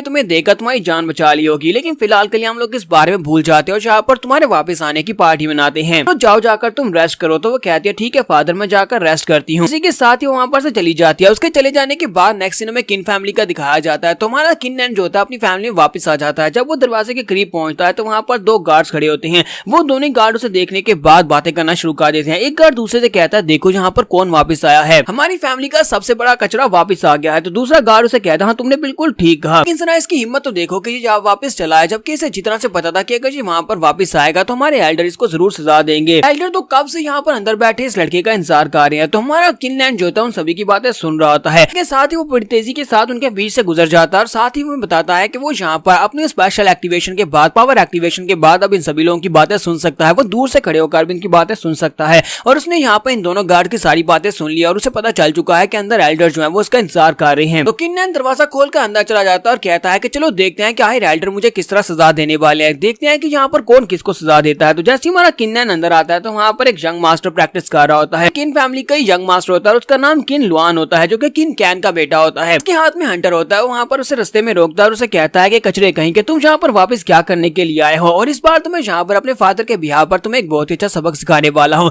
क्योंकि इसका फादर किन कैन जो है वो मौके का फायदा उठाकर अब फैमिली का पैट्रियार्च बन चुका है। तो किन कैन साथ ही में यहाँ पर ये बताता है कि पास में यह लड़का जो है इसके फादर पैट्रियार्च हुआ करते थे, तो ये लड़का मेरे साथ बहुत ही बुरा बर्ताव करता था, इसी हंटर के साथ ये मुझे पीटा करता था और आज यहाँ पर मैं इस हंटर के साथ से दोबारा से पीटूंगा। तो किन लुआन उसे कहता है कि किन नैन तुम्हारे फादर ने बहुत बड़ी गलती कर दी लिन फैमिली के साथ पंगा लेकर, तुम्हारे फादर की वजह से देखो हमारी लिन फैमिली की क्या हालत हो गई है, सब कुछ सिर्फ और सिर्फ तुम्हारे फादर की गलती है, तुम्हारे फादर की गलती का खमियाजा हम सभी लोग भुगत रहे हैं और उसके बाद से अब तुम यहाँ पर दोबारा से कोई मुश्किल क्रिएट करने की कोशिश कर रहे हो। तुम और तुम्हारे फादर हमारी किन फैमिली के नाम पर एक बहुत बड़ा धब्बा हो जिसने यहाँ पर किन फैमिली को बहुत ज्यादा शर्मिंदा किया है। तो किन नैन उसे कहता है कि मेरे फादर पिछले 30 साल से इस फैमिली के हेड रहे हैं और पिछले 30 साल से उन्होंने फैमिली को बहुत ही अच्छे से संभाला है, और उस वक्त तुम पैदा भी नहीं हुए थे जब मेरे फादर यहाँ पर फैमिली को सहारा दे रहे थे। अब जबकि मेरे फादर यहाँ पर थोड़ी सी मुश्किल में क्या पड़ गए, तुम्हारे जैसे लोग हैं जो कि उनका साथ छोड़कर उनके खिलाफ हो गए हैं, तुम्हारे जैसे लोग जो कि पहले से गद्दार थे और मौके की तलाश में थे, तुम और तुम्हारे फादर दोनों को यहाँ पर उनके किए का अंजाम जरूर मिलेगा। तुमने मेरे फादर की इंसल्ट की जो कि इस फैमिली के पैट्रियार्च हैं, फैमिली के पैट्रियार्च के इंसल्ट करने के नाते अब मैं यहाँ पर तुम्हारा एक बाजू काटूंगा, यही तुम्हारी सजा होने वाली है। बाकी ये सभी लोगों को यहाँ पर वार्निंग मिल जाए कि आज के बाद से कभी भी यहाँ पर किन फैमिली के पैट्रियार्च के बारे में गलत बात नहीं करनी। और वो बड़ी तेजी के साथ आगे बढ़ता अपनी तलवार को घुमाते हुए सामने की तरफ एक स्टैब लगाता है। जब वो सामने की तरफ स्टैब लगाता है तो इसी के साथ ही किन लुआन का एक बाजू काटकर ग्राउंड के ऊपर गिर जाता है। किन लुआन को समझ भी नहीं आती कि कब उसका बाजू काट गया। वो जोर जोर चिल्लाना शुरू कर देता और कहता है कचरे कहीं के ये तुमने क्या कर दिया, कल्टीवेशन वापस कैसे आ गई, तुम्हारी कल्टीवेशन को तो डिस्ट्रॉय कर दिया गया था, मेरे फादर तुम्हें नहीं छोड़ेंगे, मेरे फादर को जब इस बारे में पता चलेगा तो वो तुम्हें मार डालेंगे। तो हमारा किन्नैन उसे कहता है कि अभी मैं तुम्हारे फादर के पास ही जा रहा हूँ, चलो देखते हैं कि कौन किसको मारता है। और इसी के साथ ही वो सीधा उसके फादर के रूम की तरफ चला जाता है। फादर का रूम यानी कि उसे पता था कि वो पैट्रियार्च की गद्दी के ऊपर जरूर बैठेगा। तो वो मेन हाल में जैसे वहां पर पहुंचता है तो किन कैन जो होते हैं वो कुर्सी के ऊपर बैठे होते हैं। एल्डर किन कैन कुर्सी के ऊपर बैठे होते हैं। किन कैन कुर्सी के ऊपर बैठे होते हैं तो किन नैन कहता है कि देखो तो जरा ये कितना बेशर्म है, मेरे फादर अभी तक जिंदा है और उन्होंने अभी तक खुद से फैसला नहीं लिया कि कौन पैट्रियार्च नया पैट्रियार्च बनेगा। बावजूद ये एल्डर सभी एल्डर्स की सहमति के बिना इस कुर्सी के ऊपर बैठ गया है। तो एल्डर किन कैन उसे कहते हैं कि लड़के तुम्हारी हिम्मत कैसे हुई यहाँ पर वापस आने की, मैंने उस वक्त भी तुम्हें और तुम्हारे फादर को वार्निंग दी थी, मैंने कहा था कि अपनी ही वाली बर्निंग स्वर्ड जो है ये उस लड़की को मार दो, लेकिन तुम लोगों ने वो स्वर्ड उसको दे दी, मेरी एक भी नहीं सुनी और आज तुम यहाँ पर खाली हाथ वापस आ गए, तुम उस स्वर्ड को वापस लेकर नहीं आए होगे। ब्लू स्टार सेक्टर के लोग वो तो हमेशा से हमारे खिलाफ थे, वो कभी हमारे दोस्त थे ही नहीं। किन कैन हमारे किन नैन की तरफ ही देख रहे होते हैं और साथ ही उनकी नजर उसकी बैग पर पड़ती है जहाँ पर उन्हें तलवार दिखाई नहीं देती। तो वो सोच रहे होते हैं ये तलवार अपने साथ लेकर नहीं आए, ये एक बहुत ही अच्छा मौका है, मैं इसी का इल्जाम इसके ऊपर लगाकर इस लड़के को यहाँ पर से खत्म कर देता हूँ, यानी कि इस लड़के को मारने के लिए एक बहुत ही अच्छा मौका है। किन कैन उसे कहता है कि मैंने सुना था कि तुम ब्लू स्टार सेक्टर में जा रहे हो ताकि वहां पर से अपनी बर्निंग स्वर्ड को वापस लेकर आ सको, लेकिन तुम इसमें भी नाकाम रहे, तुम बर्निंग स्वर्ड को वापस नहीं लेकर आ सके। तुम और तुम्हारे फादर तुम दोनों ने हमारी फैमिली को बहुत बड़े खतरे में डाल दिया। अब जबकि तुम दोनों ने यहाँ पर किया है, तुम दोनों की वजह सब कुछ हुआ है, तो मुझे लगता है कि तुम्हें भी यहाँ पर सजा मिलनी चाहिए, तुम्हें जेल में बंद करना चाहिए। तो यहाँ पर हम लोग अपनी एपिसोड 04 का एंड करेंगे और नेक्स्ट एपिसोड में देखेंगे जब एल्डर किन कैन को उनके बेटे के बाजू के कटने के बारे में पता चलेगा तो वो आगे से क्या रिएक्शन देंगे।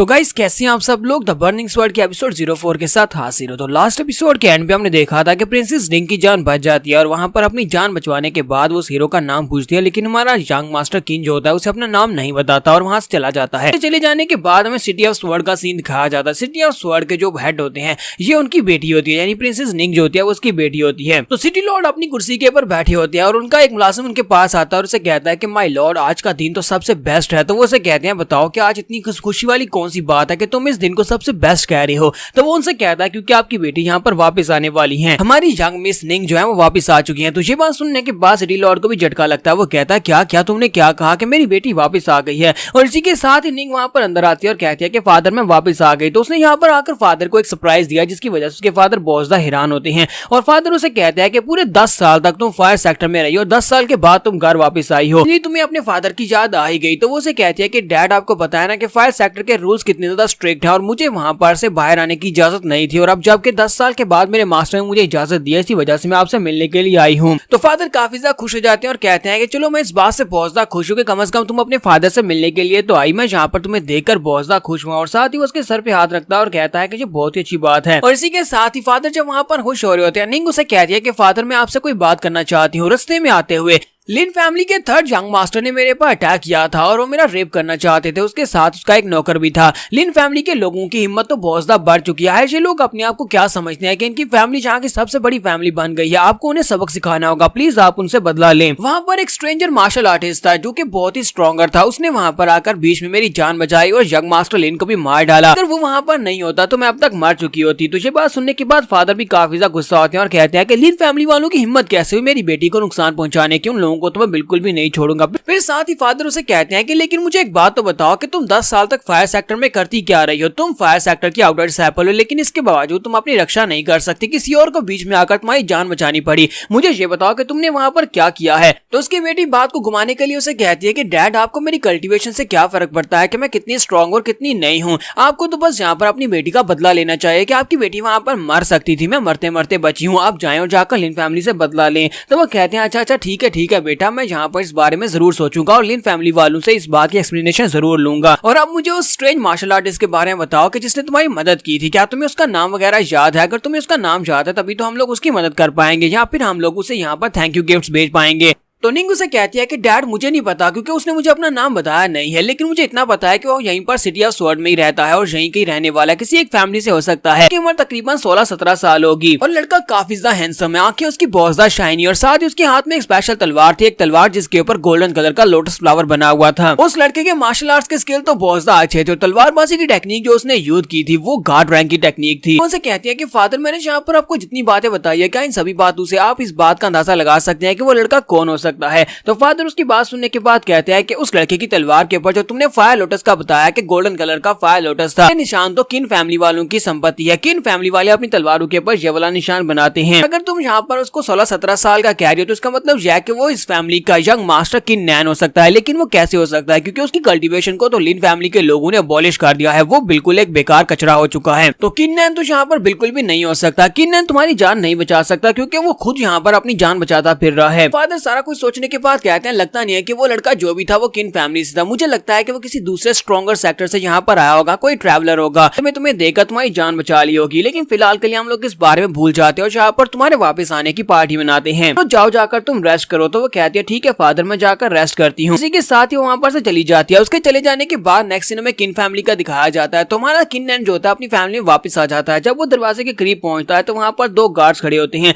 वो दोनों गार्ड उसे देखने के बाद बातें करना शुरू कर देते हैं। एक गार्ड दूसरे से कहता है देखो यहाँ पर कौन वापस आया है, हमारी फैमिली का सबसे बड़ा कचरा वापस आ गया है। तो दूसरा गार्ड उसे कहता है हाँ तुमने बिल्कुल ठीक कहा, लेकिन जरा इसकी हिम्मत तो देखो कि ये वापस चला है, जबकि इसे जितना से पता था कि अगर ये वहाँ पर वापस आएगा तो हमारे एल्डर इसको जरूर सजा देंगे। एल्डर तो कब से यहाँ पर अंदर बैठे इस लड़के का इंतजार कर रहे हैं। तो हमारा किनलैंड जो होता है उन सभी की बातें सुन रहा होता है, इसके साथ ही वो बड़ी तेजी के साथ उनके बीच से गुजर जाता है और साथ ही वो बताता है कि वो यहाँ पर अपने स्पेशल एक्टिवेशन के बाद, पावर एक्टिवेशन के बाद अब इन सभी लोगों की बातें सुन सकता है, वो दूर से खड़े होकर भी इनकी बातें सुन सकता है। और उसने यहाँ पर इन दोनों गार्ड की सारी बातें सुन ली और उसे पता चल चुका है कि अंदर एल्डर जो है वो उसका इंतजार कर रहे हैं। तो किन नैन दरवाजा खोलकर अंदर चला जाता है और कहता है कि चलो देखते हैं कि आखिर एल्डर मुझे किस तरह सजा देने वाले हैं, देखते हैं कि यहाँ पर कौन किसको सजा देता है। तो जैसे ही हमारा किन नैन अंदर आता है तो वहाँ पर एक यंग मास्टर प्रैक्टिस कर रहा होता है। किन फैमिली का यंग मास्टर होता है और उसका नाम किन लुआन होता है जो कि किन कैन का बेटा होता है। उसके हाथ में हंटर होता है, वहाँ पर उसे रास्ते में रोकता है और उसे कहता है कि कचरे कहीं के तुम यहाँ पर वापस क्या करने के लिए आए हो, और इस बार तुम्हें यहाँ पर अपने फादर के बिहार पर तुम्हें एक बहुत ही अच्छा सबक सिखाने वाला हूँ, क्योंकि इसका फादर किन कैन जो है वो मौके का फायदा उठाकर अब फैमिली का पैट्रियार्च बन चुका है।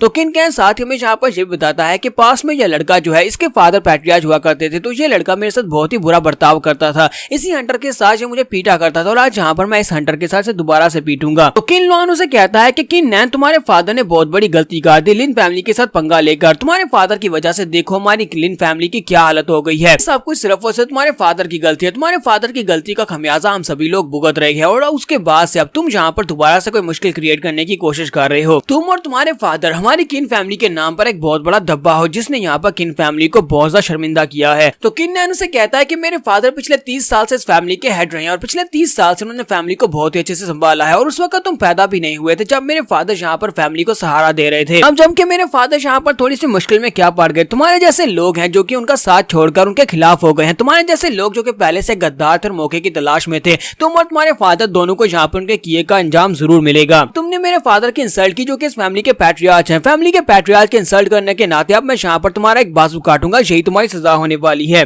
बाकी ये सभी लोगों को यहाँ पर वार्निंग मिल जाए कि आज के बाद से कभी भी यहाँ पर किन फैमिली के पैट्रियार्च के बारे में गलत बात नहीं करनी, और बड़ी तेजी के साथ आगे बढ़ता अपनी तलवार को घुमाते हुए सामने की तरफ एक स्टैब लगाता है। जब वो सामने की तरफ स्टैब लगाता है तो इसी के साथ ही किन लुआन का एक बाजू काटकर ग्राउंड के ऊपर गिर जाता है। किन लुआन को समझ भी नहीं आती कि कब उसका बाजू काट गया, वो जोर जोर चिल्लाना शुरू कर देता और कहता है कचरे कहीं के ये तुमने क्या कर दिया, कल्टीवेशन वापस कैसे आ गई, तुम्हारी कल्टीवेशन को तो डिस्ट्रॉय कर दिया गया था, मेरे फादर तुम्हें नहीं छोड़ेंगे, मेरे फादर को जब इस बारे में पता चलेगा तो वो तुम्हें मार डालेंगे। तो हमारा किन नैन उसे कहता है कि अभी मैं तुम्हारे फादर के पास ही जा रहा हूँ, चलो देखते हैं कि कौन किसको मारता है, और इसी के साथ ही वो सीधा उसके फादर के रूम की तरफ चला जाता है। फादर का रूम यानी कि उसे पता था कि वो पैट्रियार्च की गद्दी के ऊपर जरूर बैठेगा, तो वो मेन हाल में जैसे वहां पर पहुंचता है तो किन कैन जो होते हैं वो कुर्सी के ऊपर बैठे होते हैं, एल्डर किन कैन कुर्सी के ऊपर बैठे होते हैं। किन कैन कुर्सी के ऊपर बैठे होते हैं तो किन नैन कहता है कि देखो तो जरा ये कितना बेशर्म है, मेरे फादर अभी तक जिंदा है और उन्होंने अभी तक खुद से फैसला नहीं लिया कि कौन पैट्रियार्च नया पैट्रियार्च बनेगा, बावजूद ये एल्डर सभी एल्डर्स की सहमति के बिना इस कुर्सी के ऊपर बैठ गया है। तो एल्डर किन कैन उसे कहते हैं कि लड़के तुम्हारी हिम्मत कैसे हुई यहाँ पर वापस आने की, मैंने उस वक्त भी तुम्हें और तुम्हारे फादर को वार्निंग दी थी, मैंने कहा था कि अपनी ही वाली बर्निंग स्वर्ड जो है ये उस लड़की को मार दो, लेकिन तुम लोगों ने वो स्वर्ड उसको दे दी, मेरी एक भी नहीं सुनी,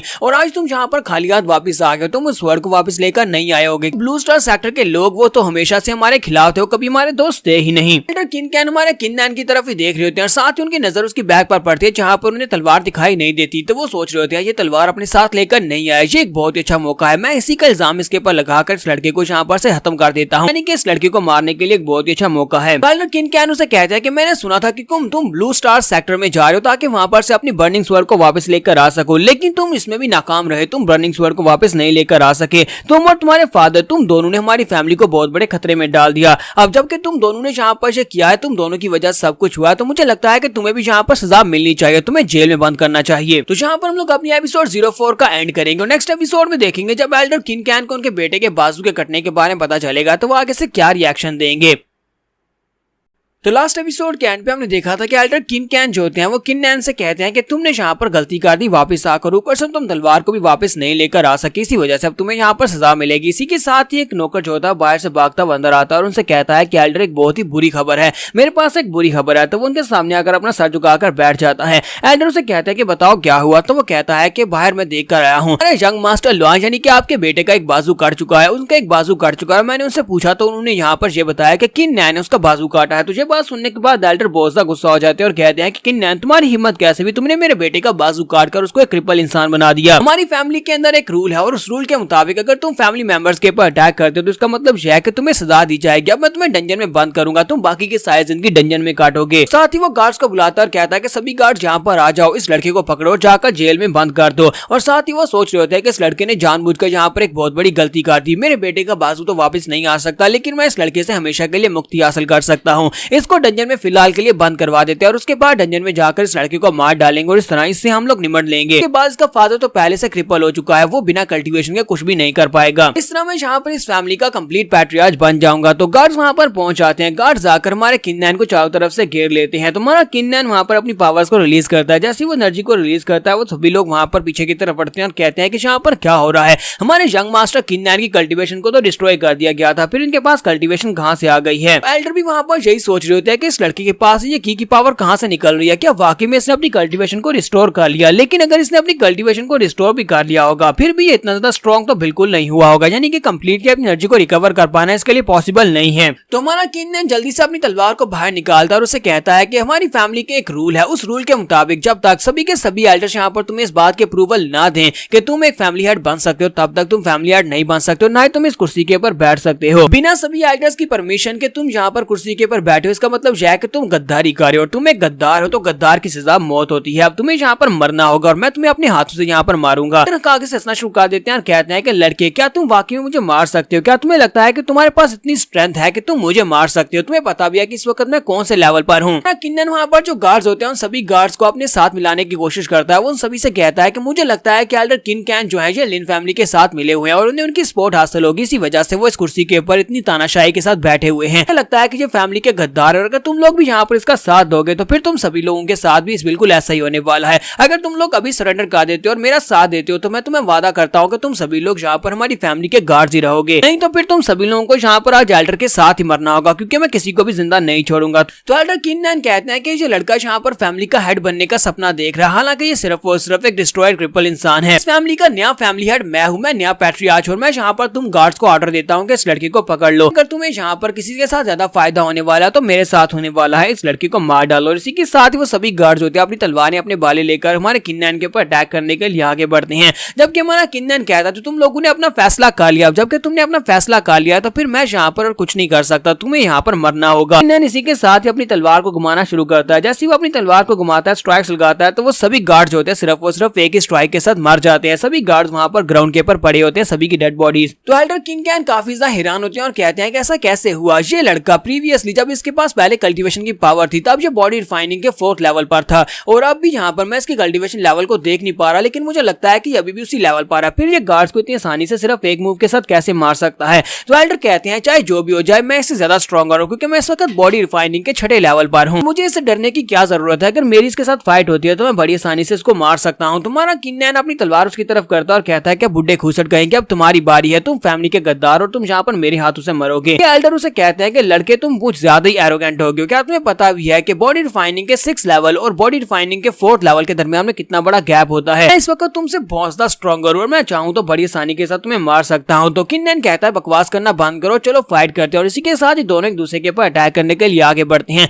दोनों ही अपनी अपनी तलवारों को आपस में टकराते हैं। जब वो दोनों अपनी तलवारों को वहां पर टकराते हैं तो वहां पर जबरदस्त एनर्जी फ्लो निकलता है और इसी के साथ ही एल्डर बेचारे बहुत ज्यादा घबरा जाते हैं। तो दोनों एक दूसरे के ऊपर स्ट्राइक लगाने के बाद आगे गुजर जाते हैं और स्ट्राइक लगाने के बाद आगे गुजर जाने के बाद एल्डर की तलवार की तरफ दिखाता है कि उनकी तलवार वहां पर टुकड़े टुकड़े हो चुकी होती है। एल्डर कहते हैं कि ऐसा कैसे हो सकता है कि मेरी ये आयरन की स्वॉर्ड इतनी आसानी से कैसे टूट गई, तुम्हारी तलवार के अंदर इतना हाथ क्या है। तुम्हारा किन्नैन उसे कहता है कि तुमने मेरी तलवार की तरफ गौर नहीं किया, ये तो बर्निंग स्वॉर्ड है, बर्निंग स्वॉर्ड के सामने तुम्हारी ये बेकार सी तलवार कैसे टिक पाती। तो किन्नैन उसे कहता है कि बुड्ढे खूसट कहेंगे क्या तुम्हें वाकई में लगा था कि मुझे तुम्हारे सारे प्लान के बारे में नहीं पता, मुझे अच्छी तरह से पता था कि तुम लिन फैमिली के साथ मिले हुए हो और जो सब कुछ उनके साथ मिलकर उनको सपोर्ट दे रहे हो।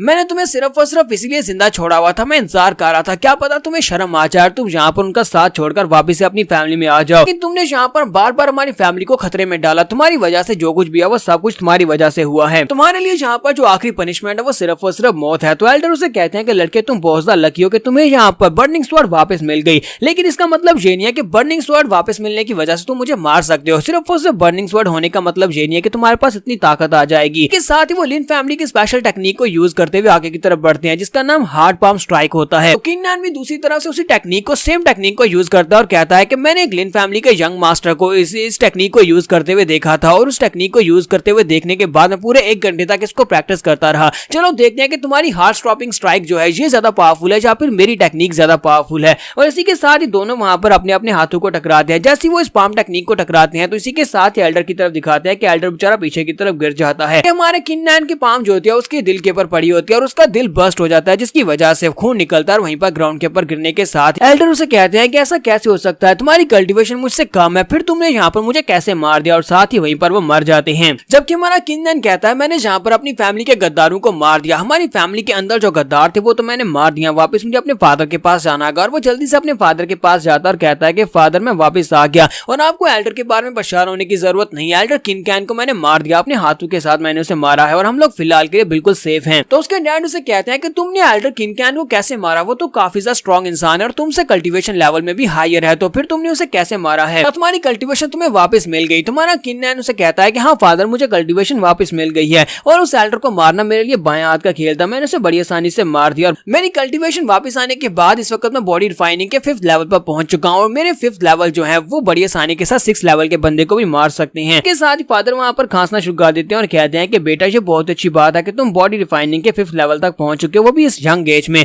और मुझे लगता है कि इसी तरह अगर तुम ट्रेनिंग करते रहे तो फ्यूचर में तुम एक जीनियस बनोगे। और मुझे लगता है कि अब वक्त आ चुका है कि इन फैमिली का भार तुम्हारे कंधों के ऊपर डाला जाए, क्योंकि इस वक्त इस फैमिली में तुम्हारे जितना स्ट्रॉन्गर और कोई भी नहीं है। पहले मैं एक जीनियस हुआ करता था, लेकिन अब मेरी कल्टीवेशन के एबॉलिश होने के बाद मैं बेकार इंसान बन चुका हूं और मैं फैमिली को और ज्यादा लीड नहीं कर सकता। हमें एक स्ट्रॉन्ग लीडर की जरूरत है और एक स्ट्रॉन्ग लीडर सिर्फ और सिर्फ तुम ही बन सकते हो, क्योंकि अगर हमें स्ट्रॉन्ग लीडर नहीं मिला तो हमारी फैमिली इसी तरह डिक्लाइन में जाती रहेगी और एक दिन खत्म हो जाएगी। तो किन्नन अपने फादर से कहता है नहीं फादर ऐसा बिल्कुल भी नहीं होगा, आप इस फैमिली के पिछले 30 साल से पैट्रियार्च रहे हैं, पैट्रियार्च रहने का मतलब यह है कि आपके पास ढेर सारा एक्सपीरियंस है, कल्टीवेशन को बहुत ही जल्दी मैं रिकवर करवा दूंगा और उसके बाद आप दोबारा से कल्टीवेटर बनकर यहाँ पर हमारी फैमिली के पैट्रियार्च बनेंगे। हमें यहाँ पर सिर्फ और सिर्फ आप ही लीड कर सकते हैं, इस वक्त हमें एक सच्चे लीडर की जरूरत है। तो फादर उसे कहते हैं क्या तुम्हें नहीं पता कि हम लोग किस दुनिया में रहते हैं, हम लोग मार्शल आर्ट्स की दुनिया में रहते हैं और जहाँ पर सिर्फ और सिर्फ स्ट्रॉन्गर की ही इज्जत की जाती है। क्या तुम्हें लगता है कि बाकी के सभी लोग यहाँ पर पैट्रियार्च बनने के बाद मेरी बात को मानेंगे? वो नहीं मानेंगे। उनमें से बहुत सारे लोगों की ख्वाहिश होगी कि वो लोग गद्दी के ऊपर बैठे, क्योंकि वो लोग मुझसे ज्यादा योग्य हैं। इस वजह से मैं यहाँ पर ये प्रपोज कर रहा हूँ कि तुम मेरी जगह के ऊपर गद्दी पर बैठो, क्योंकि तुम उन सभी से ज्यादा बेहतर लीड कर सकते हो। हमारे पास दूसरा कोई ऑप्शन ही नहीं है, मैं पैट्रियार्च था और मेरी जगह के ऊपर अब तुम्हें पैट्रियार्च बनना पड़ेगा। तो यहाँ पर हम लोग अपनी एपिसोड 05 का एंड करेंगे। नेक्स्ट एपिसोड में देखेंगे कि हमारा किन्नन इस फैमिली का पैट्रियार्च बन जाएगा या नहीं।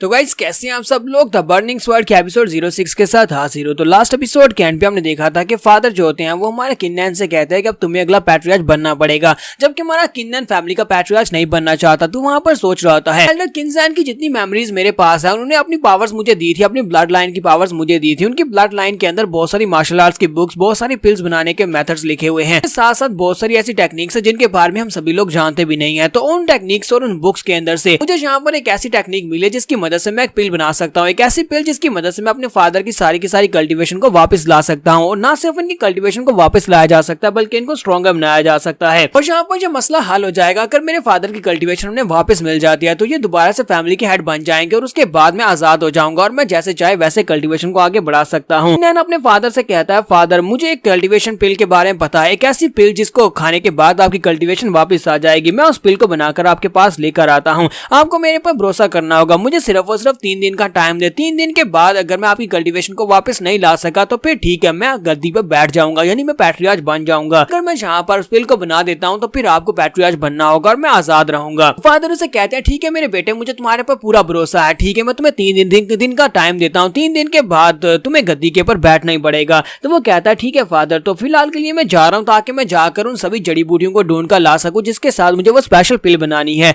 तो हमारा किन्नन वहां से बाहर चला जाता है। उसके चले जाने के बाद फादर वहां पर सोच रहे होते हैं, मुझे पता है कि यहाँ पर किसी स्पेशल पिल की मदद से कल्टीवेशन को वापस लाया जा सकता है, लेकिन उसके लिए हमें जिस पिल की जरूरत पड़ेगी वो बहुत ही हाई लेवल की पिल होने वाली है, यानी कि उसकी एफिशिएंसी हायर होनी चाहिए और साथ ही लेवल भी हायर होना चाहिए। और उसके लिए जो जड़ी बूटियां इस्तेमाल होने वाली हैं वो बहुत ज्यादा महंगी होने वाली हैं, वो यहाँ पर आम मार्केट में तो बिल्कुल भी नहीं मिलेंगी। यहाँ तक कि हमारी किन फैमिली और लिन फैमिली इन दोनों के पास भी इस तरह की जड़ी बूटियां नहीं होंगी। मतलब यह है कि मेरे बेटे के लिए ये काफी ज्यादा मुश्किल होने वाला है। 3 दिन के अंदर अंदर वो मैरो वॉशिंग पिल को नहीं ढूंढ पाएगा। नेक्स्ट में बाजार का दिखाया जाता है। तुम्हारा किन्नन जो होता है बाजार की तरफ जाता है और कहता है कि अब जबकि मुझे यहाँ पर इन सभी इंग्रेडिएंट्स के बारे में पता है, क्योंकि मैंने वहाँ पर किन्नन की मेमोरीज के अंदर से उसके सारे इंग्रेडिएंट्स को देख लिया, मुझे 3 चीजें चाहिए जिनमें से एक रूट ग्रास है, दूसरा समर फ्लावर और तीसरा ट्रिपल रूट है। वो चीजें तो बड़ी आसानी से यहाँ पर मिल जाएंगी, लेकिन ट्रिपल रूट को ढूंढना बहुत ज्यादा मुश्किल है। किन्नन कहता है कि मैं यहाँ पर बस खड़े खड़े सोच ही रहा हूँ, मुझे लगता है कि सोचने से अच्छा है मैं मार्केट में जाऊँ और जाकर पता करूँ। तो चलो पहले मार्केट में जाकर पता करते हैं, किसी दुकान में चलते हैं, वहां पर जाकर उनसे पूछते पूछते हैं।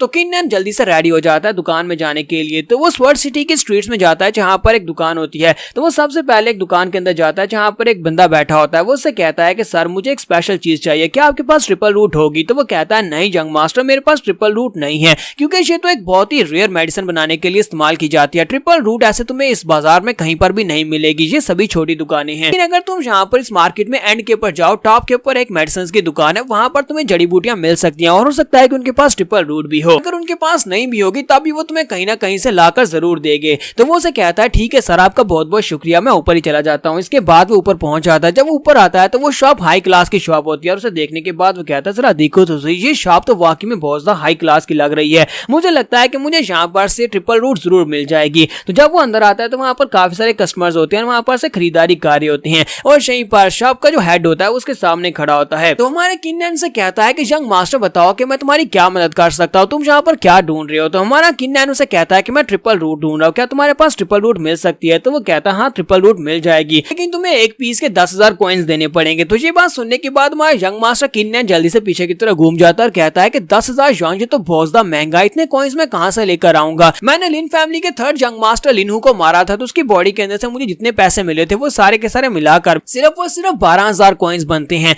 अगर मैं यहाँ पर 10,000 में ट्रिपल रूट खरीद लेता हूँ तो बाकी की दोनों चीजें खरीदने के लिए मेरे पास ज्यादा पैसे नहीं बचेंगे। अब मैं यहाँ पर क्या करूँ? तो वो यंग मास्टर से कहता है कि मैं तुम्हें यहाँ पर 10% डिस्काउंट दूंगा, क्योंकि तुम्हारी हालत देखकर मुझे लगता है कि तुम्हें डिस्काउंट की जरूरत है। के साथ किन्नन भागता हुआ आगे बढ़ता और कहता है कि सर आप वाकई में बहुत ज्यादा अच्छे इंसान है, लेकिन मेरे पास इतने पैसे नहीं है, तो क्या आप यहाँ पर मेरे साथ बार्गेनिंग कर सकते हैं? क्योंकि मुझे यहाँ पर ट्रिपल रूट के साथ दो और चीजें भी चाहिए। 9,000 ट्रिपल रूट के हो गए 10% डिस्काउंट के बाद, तो क्या बाकी की दोनों चीजें इसमें आ जाएंगी? तो वो उसे कहता है तो ये लो, जो मैं तुम्हें सारे पैसे दे रहा हूँ ये 12,000 हैं, 12,000 में से 9,000 ट्रिपल रूट के रख लो और 3,000 में मुझे बाकी की दोनों चीजें दे दो, वो दोनों इंग्रेडिएंट्स मुझे दे दो। शॉपकीपर उसे कहता है अच्छा ठीक है, लगता नहीं है कि तुम्हारे पास और पैसे निकलने वाले हैं, तो फिर ठीक है, इतने में हमारी डील डन हुई, मैं तुम्हें तीनों चीजें दे दूंगा 12,000 में। किन्नन उस शॉप ओनर से कहता है कि सर आप तो वाकई में बहुत ज्यादा महान इंसान है, आपने यहाँ पर मेरी इतनी बड़ी मदद कर दी, वो भी 12,000 में मुझे तीनों जड़ी बूटियां दे दी, आपका बहुत बहुत शुक्रिया। किन्नन वहाँ पर सोच रहा था कि अब जबकि मुझे तीनों इंग्रेडिएंट्स मिल चुके हैं तो अब इन तीनों इंग्रेडिएंट्स को यूज करते हुए मैं अपने फादर को जल्दी से ठीक कर सकता हूँ।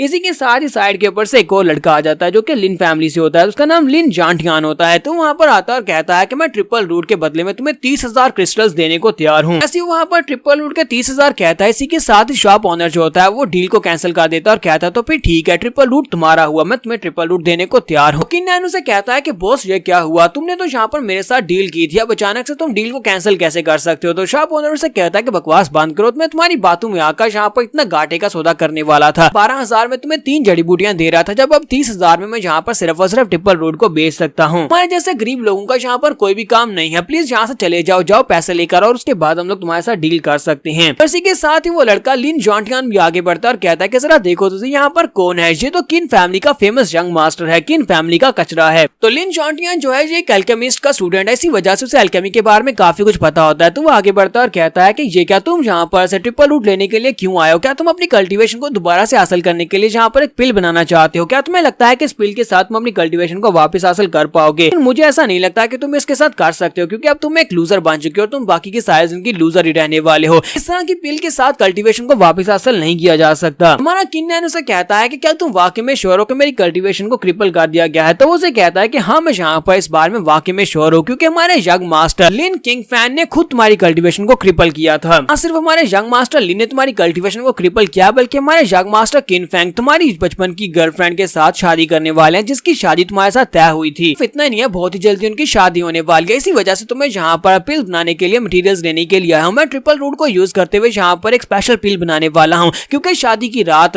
मास्टर लिन जो है वो अपनी वाइफ के साथ बहुत ज्यादा मजा करने वाले हैं। तो इसी वजह से उन्हें एक बेड तोरू पिल चाहिए, तो मैं उसी पिल को बनाने के लिए जड़ी बूटियां लेने के लिए आया हूँ। तो किन्नन उसकी बात सुनने के बाद कहता है तो ये सभी बातें बताने से मुझे क्या फर्क पड़ने वाला है, वो दोनों ही ठर की किस्म क्या, वो रात को पलंग तोड़े या फिर जो चीज मर्जी तोड़े, मुझे इस बात से फर्क नहीं पड़ता। लेकिन मुझे इस बात से फर्क पड़ता है कि तुम्हें अल्केमी के बारे में काफी कुछ पता है, क्या तुम एक अल्केमिस्ट हो? साथ ही वो सोच रहा था कि अल्केमिस्ट होना बहुत ही रेयर बात है, क्योंकि यहाँ पर अगर आपके पास 1,000 कल्टीवेटर्स है तो 1,000 कल्टीवेटर्स में से सिर्फ और सिर्फ कोई एक अल्केमी को जानने वाला होता है जिन्हें अल्केमिस्ट हो सकता है। तो लिन जांटियान आगे से खुश होकर उसे कहता है कि मैं मास्टर डैन का डिसाइपल हूँ, जो कि डबल पीक माउंटेन के ऊपर रहते हैं, और मैं इस वक्त लेवल 10 का अल्केमिस्ट भी हूँ। तो शॉप ओनर को जैसे ये बात पता चलती है कि ये एक लेवल 10 का एल्केमिस्ट है और साथ ही मास्टर डैन का पर्सनल स्टूडेंट भी है। तो वो जल्दी से ट्रिपल रूट उसके सामने करता है और कहता है कि यंग मास्टर प्लीज इस ट्रिपल रूट को हमारी तरफ से गिफ्ट समझकर रख ले, हम आपसे इसके पैसे नहीं लेंगे। चलिए यही बहुत ही बड़ी आनंद की बात है कि लेवल 10 का एल्केमिस्ट मास्टर डैन का स्टूडेंट यहाँ पर हमारे पास हमारी शॉप में आया है। तो किन नैन उसकी बातें सुनने के बाद वहाँ पर अंदर अंदर मुस्कुरा रहा होता है क्योंकि उसे एल्केमी के बारे में काफी कुछ पता चल चुका है। तो वो कहता है कि लेवल 10 एल्केमिस्ट जो है ये सबसे लोएस्ट लेवल है एल्केमी का, और ऊपर से इसके मास्टर डैन जो है वो भी इस वक्त एल्केमी के लेवल 9 के ऊपर है। तो ये यहाँ पर बेशर्मों की तरह अपनी दाग जमा रहा है। मास्टर लिन झांटियान उसकी तरफ देखता है और उसे कहता है कि तुम यहाँ पर मेरी बातें सुनने के बाद मुस्कुरा क्यों रहे हो, क्या तुम यहाँ पर मुझसे फाइट करना चाहते हो? तो किन नैन उसे कहता है कि नहीं, मैं यहाँ पर इस बात के ऊपर मुस्कुरा रहा हूँ कि तुम कुछ ज्यादा ही एरोगेंट हो गए। तुम्हें क्या लगता है कि तुम एक एल्केमिस्ट हो, तुम एक पिल बना सकते हो, तो तुम यहाँ पर बाकी सभी से बेहतर हो?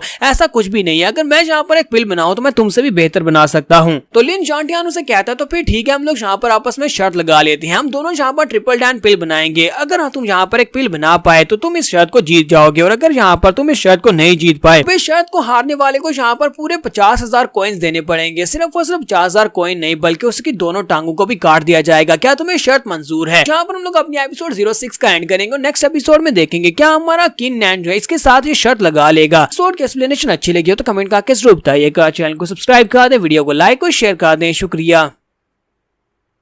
तो लास्ट एपिसोड के एंड पे हमने देखा था कि लिन झांटियान जो कि अपने आप को एक 10 लेवल का एल्केमिस्ट समझता है, वो यहाँ पर आता है और आकर किन नैन के साथ एक बेट लगा लेता है। बेट ये होती है कि दोनों को एक पिल बनानी होगी, जो यहाँ पर शर्त को हार जाएगा वो 50,000 क्रिस्टल और उसके साथ साथ उसकी दोनों टांगों को काट दिया जाएगा। यही शर्त थी। हमारा किन नैन जो होता है उसकी बात सुनने के बाद कहता तो फिर ठीक है, मैं यहाँ पर शर्त लगाने को तैयार हूँ। तो यहीं पर एक लड़की बाहर निकलती है जिसका नाम किंग वैन होता है। तो किंग वैन जहाँ की जितनी बिजनेस कम्युनिटी है उन सभी की ऑनर होती है। तो वहाँ पर बाहर निकलती है और उनसे कहती है कि अब जबकि तुम लोग यहाँ पर आपस में शर्त लगा लियो तो क्यों ना मैं भी यहाँ पर किंग वैन भी तुम सभी लोगों के साथ शर्त लगाऊं। तो मैं भी यहाँ पर इस शर्त को देखूंगी और यहाँ पर तुम्हारे साथ ही रहूंगी जब तक कि ये शर्त पूरी नहीं हो जाती। तुम दोनों को इस बात से कोई मसला तो नहीं है अगर मैं तुम दोनों के कंपटीशन को यहाँ पर स्पॉन्सर करूं? तो वो दोनों से कहते हैं कि हाँ, यहाँ पर कोई मसला तो नहीं है। तुम्हारा किंग वैन उसे कहता है कि तुम कौन हो, तो उसे अपने बारे में बताने लगती है। तो इसी के साथ ही बॉस उसे कहता है कि मैं तुम्हें बताता हूँ कि ये कौन है, मिस किंग वैन है। लगता है कि तुमने मिस किंग वैन के बारे में नहीं सुना। यहाँ पर जितनी बिजनेस कम्युनिटी की जितनी भी दुकानें हैं यहाँ पर इस बिजनेस लाइंस की ये लीडर है। यहाँ तक कि अगर तुम्हारी किन फैमिली जहाँ पे लिन फैमिली के बड़े लोग भी यहाँ पर राजा और मेडिसिन और पिल्स के लिए उन्हें यहाँ पर किसी से पूछना हो तो वो भी किंग वैन से ही पूछते हैं, क्योंकि इनकी इजाजत लेना बहुत ज्यादा जरूरी होता है। हमारा किंग वैन उसकी बात सुनने के बाद लेडी किंग वैन को वहाँ पर रिस्पेक्ट देता है और कहता है कि आपका बहुत बहुत शुक्रिया यहाँ पर आकर हमारी कंपटीशन को ओवरवॉच करने का। तो हम लोग यहाँ पर आपको देखकर बहुत ज्यादा खुश हुए। मेरे फादर आपके बारे में हमेशा यहाँ पर बात करते रहे हैं, मेरे फादर आपकी बहुत ज्यादा तारीफें करते हैं, मुझे नहीं लगा था कि आप इतनी ज्यादा खूबसूरत होंगी। तो वो उसकी बात सुनने के बाद कहती है तुम तो बस यहाँ पर मेरी तारीफ किए जा रहे हो, मुझे काफी ज्यादा शर्मिंदगी हो रही है, प्लीज मुझे खूबसूरत तो ना कहो। के साथ ही दुकानदार बॉस जो होता है वो उनसे कहता है मेरे साथ आओ, हम सभी लोग यहाँ पर आप अंदर चलते हैं और वहाँ पर जाकर अपने कंपटीशन को स्टार्ट करते हैं। तो वहाँ पर अंदर जाने के बाद इन दोनों को कॉल राउंड दिए जाते हैं। तो मिस किंग वैन कहती है कि रूल्स बहुत ज्यादा सिंपल होने वाले हैं। रूल्स ये है कि तुम दोनों को यहाँ पर ट्रिपल डैन बनानी होगी, लेकिन टाइम के रहते हुए, यानी कि तुम दोनों को जो टाइम अलाउड किया जाएगा उसी के दरमियान ही तुम्हें यहाँ पर पिल्स बनानी होगी, और जो भी यहाँ पर सबसे बेहतर क्वालिटी की डैन बनाएगा उसी को यहाँ पर विनर घोषित किया जाएगा। यहाँ पर हमारा लिन झांटियान जो होता है वो किन नैन से कहता है कि तुम्हारी किस्मत तो बहुत ज्यादा खराब है, क्योंकि अपने मास्टर के साथ मिलकर मैंने बहुत सारी ट्रिपल डैन बनाई है, और वो सारी पिल्स जो कि मैंने अपनी मास्टर की देखरेख में बनाई थी उनमें से सबसे हाईएस्ट लेवल की पिल जो मैंने बनाई थी वो 40% एक्यूरेसी के साथ बनी थी। ये बात सुनने के बाद दुकानदार बॉस उसे कहता है क्या वाकई में तुम यहाँ पर 40% तक एक्यूरेसी के साथ पिल बना सकते हो? क्योंकि यूजुअली हमारे पास जितने भी एल्केमिस्ट हैं वो सभी जब पिल बनाने के लिए इंग्रेडिएंट्स को यूज करते हैं तो इंग्रेडिएंट्स की एफिशिएंसी कम होती जाती है, यहाँ तक कि वो सिर्फ और सिर्फ 10 to 20% या फिर ज्यादातर 30% तक ही पिल को बना सकते हैं। लेकिन अगर तुम 40% तक बना सकते हो तो इसका मतलब यह है कि तुम एक रियल अल्केमिस्ट और जीनियस हो। मास्टर डैन ने तुम्हें वाकई में बहुत ही अच्छी शिक्षा दी है, और इसी के साथ ही वो कहता है हाँ क्यों नहीं, अब हमें यहाँ पर ज्यादा बातें नहीं करनी चाहिए क्योंकि ये कंपटीशन है, तो कंपटीशन को जल्दी से जल्दी खत्म करना चाहिए और देखते हैं कि कौन सा यहाँ पर जीता है, क्योंकि मुझे पहले से पता है कि मैं जीतने वाला हूँ। इसी के साथ ही किंग वैन उन लोगों से कहती है ठीक है तुम लोग अपने कंपटीशन को स्टार्ट कर सकते हो, और दोनों वहाँ पर अपनी पिल्स को बनाना स्टार्ट करते हैं। जबकि हमारा किंग वैन कहता है कि मेरे पास वो सारे मटेरियल्स हैं जो कि इन लोगों ने मुझे दे दिए हैं, और ऊपर से मेरे पास वो तरीका है जो कि मास्टर किंग वैन ने मुझे दिया था, उस तरीके को यूज करते हुए यहाँ पर सबसे बेस्ट क्वालिटी की पिल बना सकता हूँ। हमारा किंग वैन वहाँ पर अपनी फायर को कंट्रोल करते हुए सभी मटेरियल्स को कोल्ड रन के अंदर डालता है, और उन सभी को कोल्ड रन के अंदर डालने के बाद वहाँ पर वो टैप करता है। जैसे वहाँ पर वो टैप करता है अपनी पिल को फाइनल स्टेज में पहुंचाने के लिए, इसी के साथ ही वहाँ पर एक धमाका होता है और उसके सारे के सारे मटेरियल्स वहीं पर जल जाते हैं।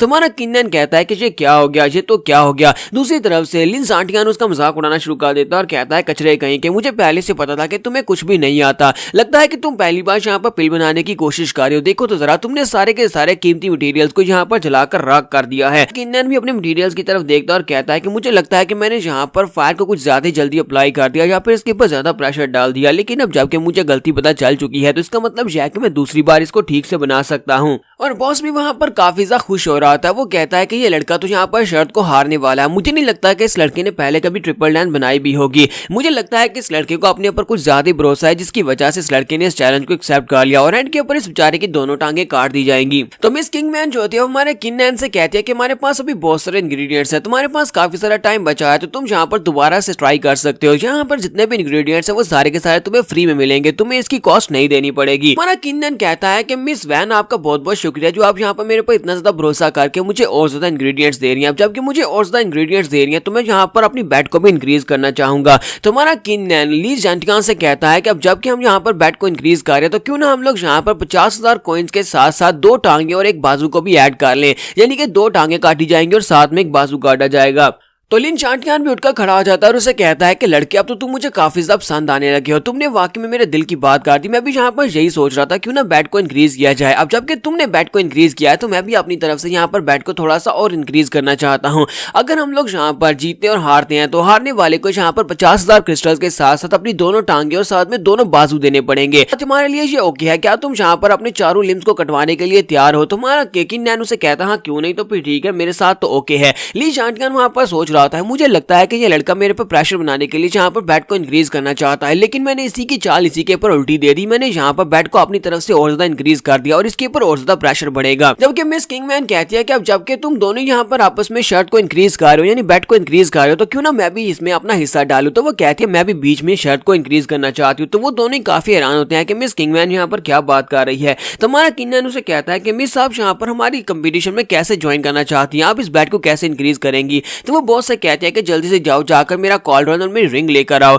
तो वो उसके लिए उसका कॉलरन और रिंग लेकर आती है। तो कॉलरन जो होता है वो एक हाई लेवल का कॉलरन होता है, ऊपर से उसकी जो रिंग होती है वो भी हाई लेवल की रिंग होती है जो कि ग्रेड 5 की रिंग होती है और उसके अंदर स्पेशल स्टोरेज जो होती है वो काफी ज्यादा होती है। मिस किंगमैन उन लोगों से कहती है कि ये दोनों ही हाई क्वालिटी के मटेरियल्स हैं, अगर तुम दोनों में से जो भी यहाँ पर शर्त को जीतेगा ये दोनों चीजें उससे मिल जाएंगी, लेकिन तुम में से जो भी यहाँ पर शर्त को हारेगा उसे 5 लाख क्रिस्टल्स मुझे देने होंगे। किन्नैन और इसके साथ साथ लिन चांटियान दोनों उन दोनों चीजों को देखने के बाद काफी ज्यादा हैरान हो रहे होते हैं। लिन चांटियान कहता है कि अगर मैं यहाँ पर इस शर्त को जीत जाता हूँ जो कि मैं जीतने ही वाला हूँ तो ये रिंग मुझे मिल जाएगी। रिंग के अंदर स्पेशल स्पेस है यानी कि उसको यूज किया जा सकता है स्टोरेज के तौर पर, जबकि ये कॉलरन जो है इसके साथ मैं डेली की 5 से 6 एक साथ पिल्स बना सकता हूँ। बाकी के सभी कॉलरन जो होते हैं वो लो लेवल के होते हैं और एक ही पिल बनाने के बाद वो खराब हो जाते हैं। हमारा किन्नैन भी यही सब कुछ सोच रहा होता है कि यहाँ पर इस हाली रिंग की कीमत ही 5 लाख जॉन से ज्यादा होगी, मतलब यह कि हमारे लिए जो फायदे का सौदा है। दोनों यहाँ पर इस बात के लिए एग्री कर जाते हैं। तो लिन चांटियान कहता है कि ठीक है मुझे ये शर्त एक्सेप्टेड है, हम लोग यहाँ पर इस शर्त को आगे बढ़ा सकते हैं। तो किन्नैन कहता है क्यों नहीं, जबकि किन्नैन उसे कहता है कि लिन चांटियान तुम यहाँ पर अपने ऊपर कुछ ज्यादा भरोसा कर रहे हो, अगर तुम यहाँ पर फेल हो गए तो फिर तुम्हें 5 लाख जॉन तो देने पड़ेंगे, साथ में 50,000 मुझे देने पड़ेंगे और चारों बाजू भी कटवाने पड़ेंगे, सॉरी 2 बाजू और 2 टांगे भी कटवानी पड़ेंगी। हमारा किन्नैन वहाँ पर दोबारा से अपनी पिल को बनाना स्टार्ट करता है। सिर्फ नेक्स्ट सीन जो होता है वो 6 घंटे के बाद का दिखाया जाता है। 6 घंटे के बाद दूसरी तरफ लिन चांटियान ने अपनी पिल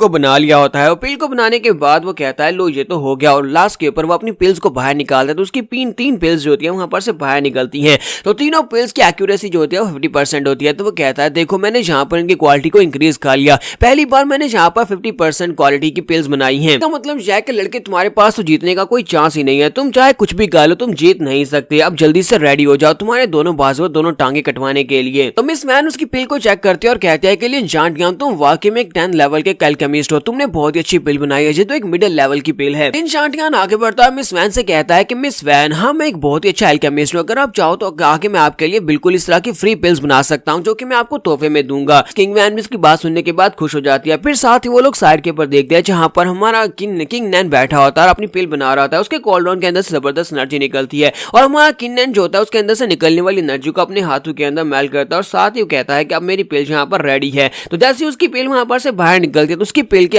इर्द गिर्द बहुत ज्यादा ग्लो होता है कि वो पिल जो होती है वो 50% से भी ज्यादा बेहतर क्वालिटी की होती है। तो हमारा किन्नन कहता है लो मेरी पिल बिल्कुल रेडी है और ये एक हाई क्लास की पिल है। जबकि शॉप ओनर वहाँ पर सोच रहा होता है कि ऐसा बिल्कुल भी पॉसिबल नहीं है, इस लड़के ने शायद पहली बार यहाँ पर पिल बनाई है और मिडिल लेवल को छोड़कर हाई क्लास की पिल कैसे बना सकता है। यहाँ तक कि हाई क्लास के जो अल्केमिस्ट होते हैं वो भी हाई क्लास की पिल नहीं बना सकते क्योंकि हाई क्लास की पिल बनाना उनके लिए पॉसिबल ही नहीं है। ये लड़का यहाँ पर ऐसा कैसे कह सकता है कि इसने हाई क्लास की पिल बना दी। चलो खुद ही से चेक करके देखते हैं और यहाँ पर हम लोग अपनी एपिसोड 07 का एंड करेंगे और नेक्स्ट एपिसोड में देखेंगे क्या हमारा किन्नन वाकई में यहाँ पर अपनी लगाई हुई शर्त को जीत गया है या नहीं। तो एपिसोड की एक्सप्लेनेशन अच्छी लगी हो तो कमेंट करके जरूर बताइएगा। चैनल को सब्सक्राइब कर दे, वीडियो को लाइक और शेयर कर दे। शुक्रिया। तो गाइस कैसे हैं आप सब लोग। द बर्निंग स्वॉर्ड के एपिसोड 08 के साथ हाजिर हो। तो लास्ट एपिसोड के एंड पे हमने देखा था कि हमारा किन्नन अपनी पिल को रेडी कर लेता है और उसकी पिल के अंदर से एक अजीब सा ग्लो निकल रहा होता है और वो कहता है कि ये हाई क्लास की पिल है। तो शॉपकीपर ओनर जो होता है वो आगे बढ़ता है, जाकर उस पिल को उठाता है और कहता है कि ऐसा कैसे हो सकता है, ये तो वाकई में एक हाई क्लास की पिल है। क्लास की पिल्स के इर्द गिर्द एक हल्का सा ग्लो होता है और उसकी पिल के अंदर से ग्लो निकल रहा है। इसका मतलब यह है कि ये पिल या तो 80% हाई क्वालिटी में है या फिर 90% क्वालिटी में है। मिस मैन भी वहाँ पर यही सोच रही होती है। मिस मैन कहती है कि हाई लेवल के अल्केमिस्ट के लिए भी ये एक बहुत ज्यादा मुश्किल बात है कि वो एक हाई क्लास की पिल बना सके। ये लड़का तो काफी ज्यादा स्पेशल है। इस लड़के ने यहाँ पर एक हाई क्लास की पिल बना दी सिर्फ और सिर्फ अभी इसने अल्केमी को स्टार्ट किया है, यानी कि इसे देखकर पता लगता है कि इसने अल्केमी को ज्यादा अरसा नहीं हुआ स्टार्ट किए हुए। अगर ये लड़का वाकई में अल्केमी में अपने आप को आगे बढ़ाता है तो मुझे लगता है कि फ्यूचर में एक बहुत ही कमाल का अल्केमिस्ट बनेगा। लिन शांटियान अब इस फैसले को इतनी आसानी से तो बिल्कुल भी नहीं मानने वाला। वो कहता है कि मुझे इस बात के ऊपर भरोसा नहीं है, मुझे दिखाओ, मैं इस पिल को खुद चेक करूंगा। वो सोच रहा था कि ऐसा इम्पॉसिबल है, ये लड़का ऐसा कैसे कर सकता है। तो लिन शांटियान कहता है कि मैं पिछले कई सालों से, यानी कि जब मैं एक छोटा बच्चा था तब से लेकर अभी तक मैं मास्टर डैन के पास एल्केमी सीख रहा हूँ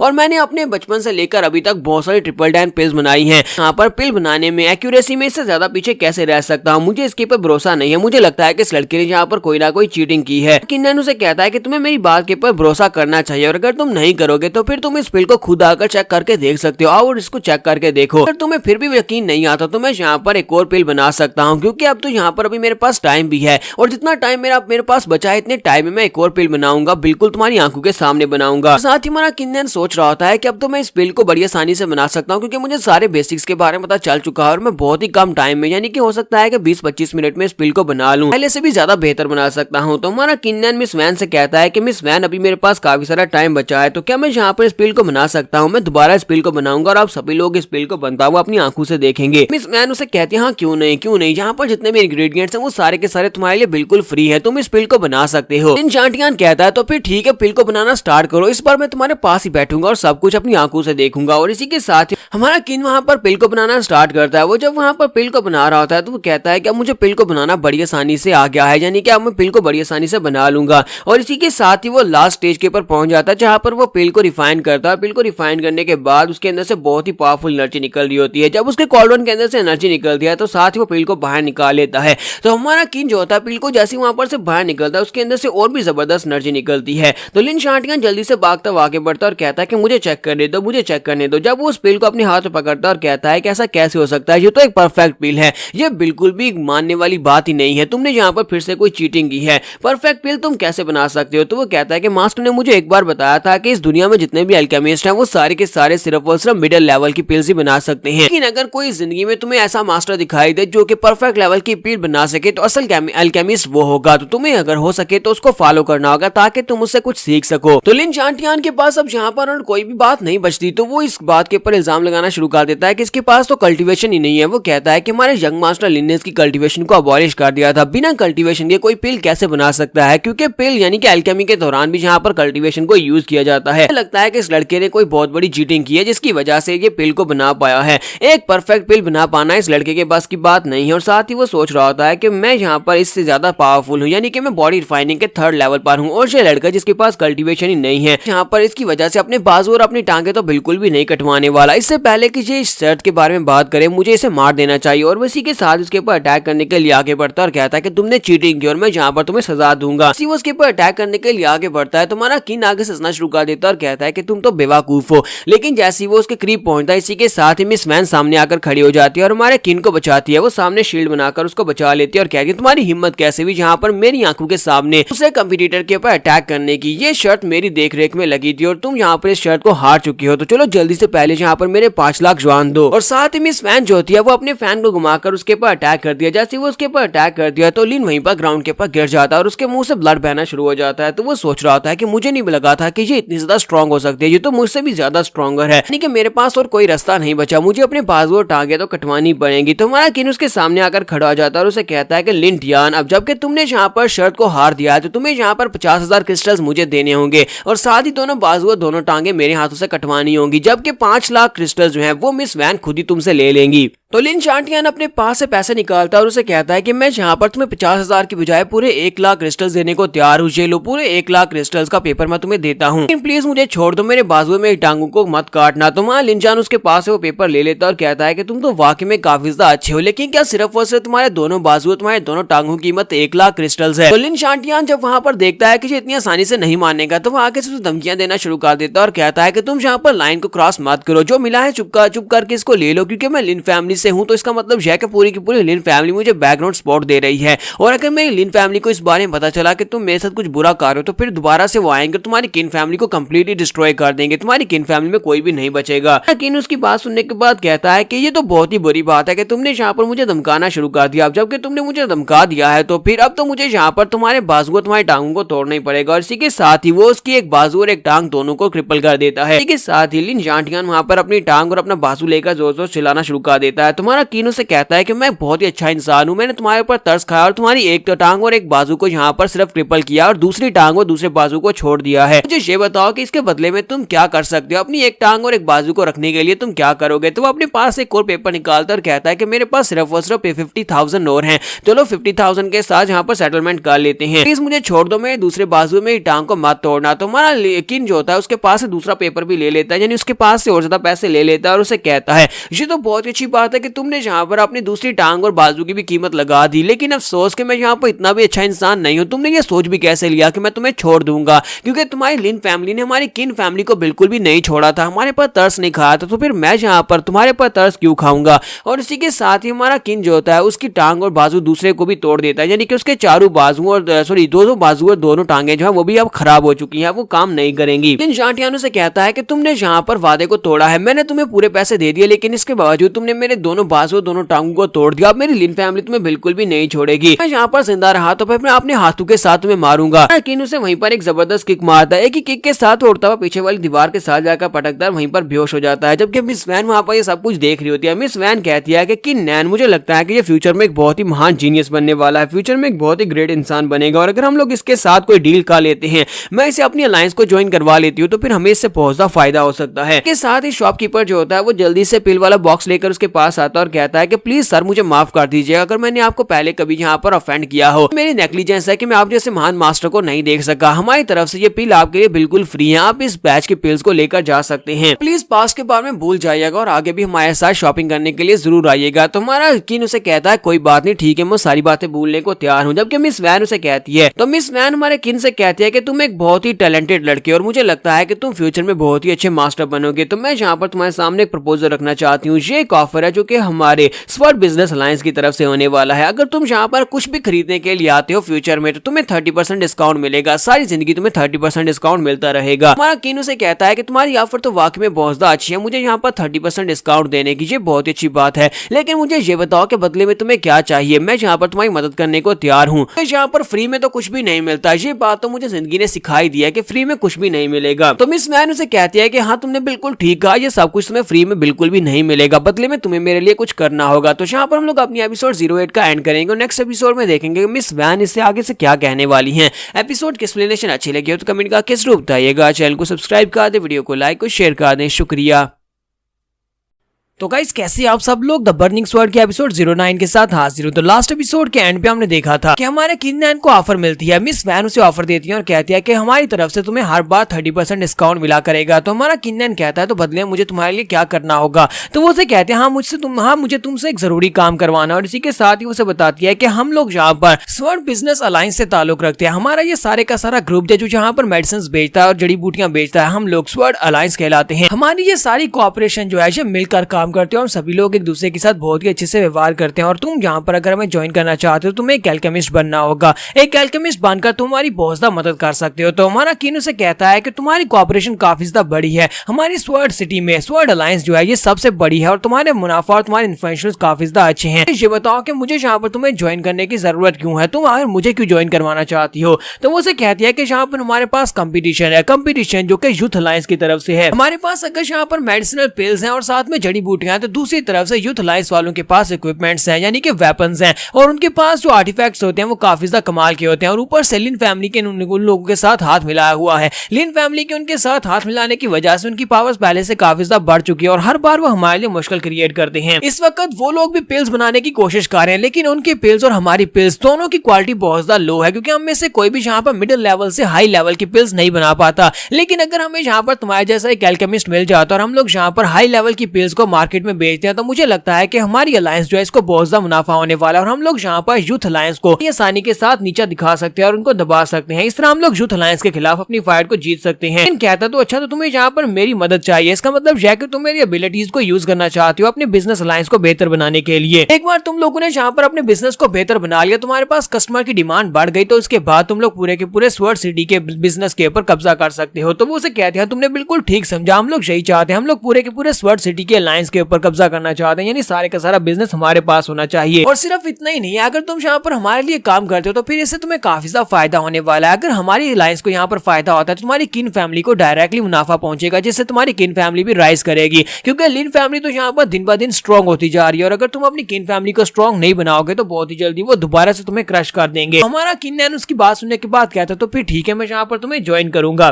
तो मिस मैन उसे कहती है तुम्हारा बहुत बहुत शुक्रिया हमें यहाँ पर ज्वाइन करने के लिए। इस वक्त तुम्हारी मार्शल आर्ट्स कम्युनिटी में सबसे ज्यादा जरूरत जो होती है वो हीलिंग पिल्स की होती है। अगर तुम यहाँ पर हमें हाई ग्रेड की हीलिंग पिल्स बनाकर देते हो तो फिर देखना वो हाथों हाथ बिकेंगे और उससे तुम्हें काफी ज्यादा मुनाफा भी होगा। इसके साथ जो शॉपकीपर होता है उसे कहता है कि मिस वैन आपको भी ये बात अच्छी तरह से पता है कि अगर ये हमें ज्वाइन करना चाहता है और ऑफिशियली यहाँ पर पिल्स बनाना चाहता है तो फिर इसे एक एल्केमिस्ट का लाइसेंस चाहिए होगा। अगर इसके पास एल्केमिस्ट का लाइसेंस नहीं है तो इसकी बनाई हुई चाहे हाई ग्रेड की पीली क्यों ना हो कोई भी नहीं खरीदेगा, क्योंकि स्वर्ड सिटी के मेयर जो है वो इस बात को अलाउ नहीं करेंगे। यहाँ पर इसी तरह का रूल है। इस मैन उसे कहती है क्या तुमने यहाँ पर इस बात को सुन लिया, अब तुम्हें यहाँ पर अपने आप को तैयार करना होगा ताकि तुम एल्केमिस्ट बन सको, तुम्हें टेस्ट को पास करना होगा और लाइसेंस हासिल करना होगा। और मुझे लगता है कि तुम्हारे लिए ये बहुत ही आसान काम है, तुम बड़ी आसानी के साथ यहाँ पर उस बैच को हासिल कर लोगे, यानी कि उस लाइसेंस को हासिल कर लोगे। तो हमारा किन उसे कहता है कि ठीक है, तुम्हारा बहुत बहुत शुक्रिया। साथ ही हमारा किन उस रिंग के अंदर जो कि अभी भी उसने यहाँ पर बैट में जीती थी उसके अंदर उन सारी चीजों को रख लेता और कहता है कि मैं इन सभी चीजों को लेकर जा रहा हूँ और जाकर फादर के लिए पिल बनाऊंगा। तो वो सोच रहा होता है कितने सारे मटेरियल्स जो कि मुझे गिफ्ट में मिल गए और साथ में मुझे काफी सारा पैसा मिल गया, इन सब की मदद से मैं अपने डैड के लिए पिल बनाऊंगा जिससे कि वो अपनी कल्टीवेशन को रिकवर कर सकते हैं।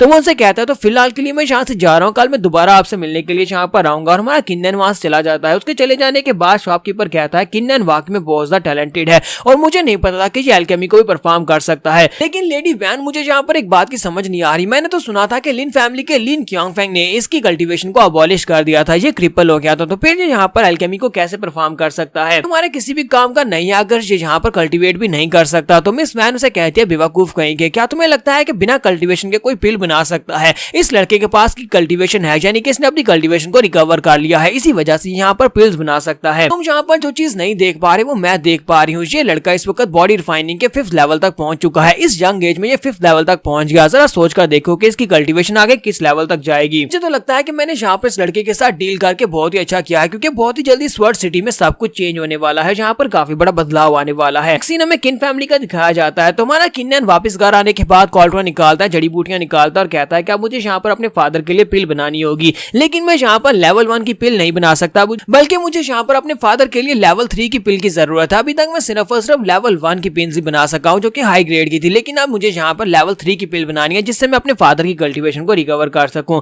और इसी के साथ ही वो सड़ी जड़ी बूटियों को वहां पर यूज करते हुए कॉल्ड्रॉन के अंदर डालता है, उन सभी को वहां पर रिफाइन करता है। रिफाइनिंग के बाद पिल को बनाना तैयार करता है। वो कहता है जबकि सारे के सारे मटेरियल्स यहाँ पर लिक्विफाई हो चुके हैं तो चलो जल्दी से इन सभी को इकट्ठा करते हैं और इनके साथ एक पिल बनाते हैं। करता हूँ कि मैं यहाँ पर पिल बना सकूंगा। और साथ ही वो यहाँ पर हमें बताता है कि मुझे यहाँ पर किसी एक चीज की जरूरत पड़ेगी। हमें पिल को बनाने के लिए 3 चीजों की जरूरत पड़ती है, 3 चीजों के एसेंस की जरूरत पड़ती है। एक स्पिरिट का एसेंस होता है, दूसरा ब्लड एसेंस होता है और तीसरा की का एसेंस होता है। और मेरे पास 2 चीजें तो बिल्कुल भी नहीं है, लेकिन मेरे पास ब्लड एसेंस है तो मैं अपने ब्लड एसेंस को यूज कर सकता हूँ। तो पिल के कंप्लीट होने के करीब पहुंचने के साथ ही वो अपनी उंगली के ऊपर बाइट करता है और अपना ब्लड उसके अंदर डाल देता है। और इसी के साथ ही कॉल्ड्रॉन के अंदर से जबरदस्त रोशनी निकलती है और उसके अंदर से पिल निकलती है जो कि लेवल 3 की पिल होती है। तुम्हारे किन ने यहाँ पर लेवल 3 की पिल बना ली जिससे अपने फादर को वो ठीक कर सकता है। तो वो कहता है मैंने यहाँ पर मिडिल क्लास की डैन बना ली है तो मुझे लगता है ये फादर के लिए अच्छी है। तो इसी के साथ ही वो जल्दी से भागता हुआ अपने फादर के रूम में जाता है और कहता है कि फादर फादर देखो मैं क्या लेकर आया हूँ। वो पिल को अपने फादर के सामने करता है और कहता है कि फादर मैंने तुम्हारे लिए पिल बना ली है, चलो जल्दी से इस पिल को खा लो और उसके बाद तुम हमारी फैमिली को लीड करोगे, तुम ही फैमिली के हेड रहोगे। तो फादर उसके हाथ से वो पिल ले लेते हैं और उस पिल को देखते हुए साथ ही बातें करना शुरू कर देते हैं। वो उसे कहते हैं कि तुमने कब एल्केमी सीख ली, तुमने इस पिल को कैसे बनाया, तुम्हें तो एल्केमी के बारे में कुछ भी नहीं पता था। तो वो कहता है कि फादर प्लीज डिटेल्स के बारे में मत पूछो, जल्दी से पहले इस पिल को खा लो। तो फादर उसे कहते हैं कि अब जबकि तुमने यहाँ पर एल्केमी को परफॉर्म करना शुरू कर दिया और साथ ही तुमने अपनी कल्टीवेशन को भी रिकवर कर लिया है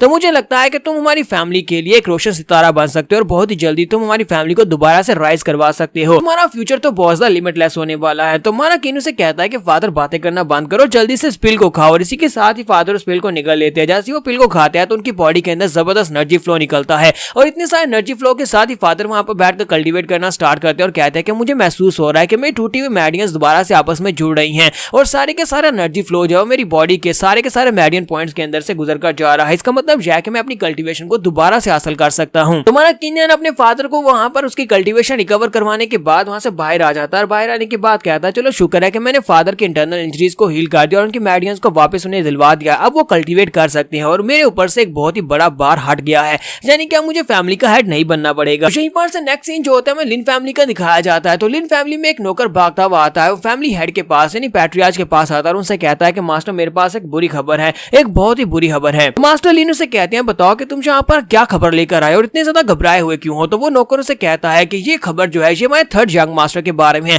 थर्ड यंग मास्टर लिन हो जंगल में पाए गए, उनकी डेड बॉडी जंगल के करीब थी, फायर सेक्टर के बाहर वहां पर उनकी डेड बॉडी पिछले 3 दिन से पड़ी हुई थी, वो मर चुके हैं। सुनने के बाद मास्टर काफी ज्यादा गुस्सा होते हैं और कहते हैं क्या मेरा बेटा लिन हो मर गया, ऐसा कैसे हो सकता है, उसे किसने मारा है। तो यंग मास्टर लिन क्यानफेंग भी वहीं पर होता है, वो उस नौकर को पकड़ता और कहता है कि बताओ इस वक्त मेरे भाई की डेड बॉडी कहां पर पड़ी है, तुम उसे कहां पर छोड़ा है। तो वो कहता है कि हम उसे लेकर आए हैं, इस वक्त तो मेडिकल रूम में है। तो ये लोग भागते हुए जल्दी से मेडिकल रूम में पहुंचते हैं, वहां पर जाकर देखते हैं तो वाकई में वो मर चुका होता है। तो फादर वहां पर रोना शुरू कर देते हैं जबकि लिन क्यानफेंग भी रो रहा होता है अपने छोटे भाई के लिए। तो फादर कहते हैं कि आखिर किसकी इतनी हिम्मत हुई जिसने मेरे बेटे को इतनी बुरी तरह से मारा है। लिन क्यानफेंग कहता है कि मुझे बताओ क्या तुम्हें यहाँ पर इस बार में कुछ पता चला कि इसको किसने मारा है। तो वो नौकर उनके सामने सर झुका देता है और कहता है कि वहां पर एक सर्वेंट उनके साथ था जिसकी जान उस बंदे ने बख्श दी जिसने यंग मास्टर को मारा था। उसने बताया कि वो लड़का किन फैमिली से था और उस लड़की का नाम किन नैन था, उसने हमारे यंग मास्टर हु को मारा है। ये बात सुनने के बाद फादर को बहुत बड़ा झटका लगता है, वो कहता है कहीं तुम पागल तो नहीं हो गए, उसकी कल्टीवेशन तो अबॉलिश हो चुकी थी, आखिर वो कचरा मेरे बेटे को कैसे मार सकता है। तो यहाँ पर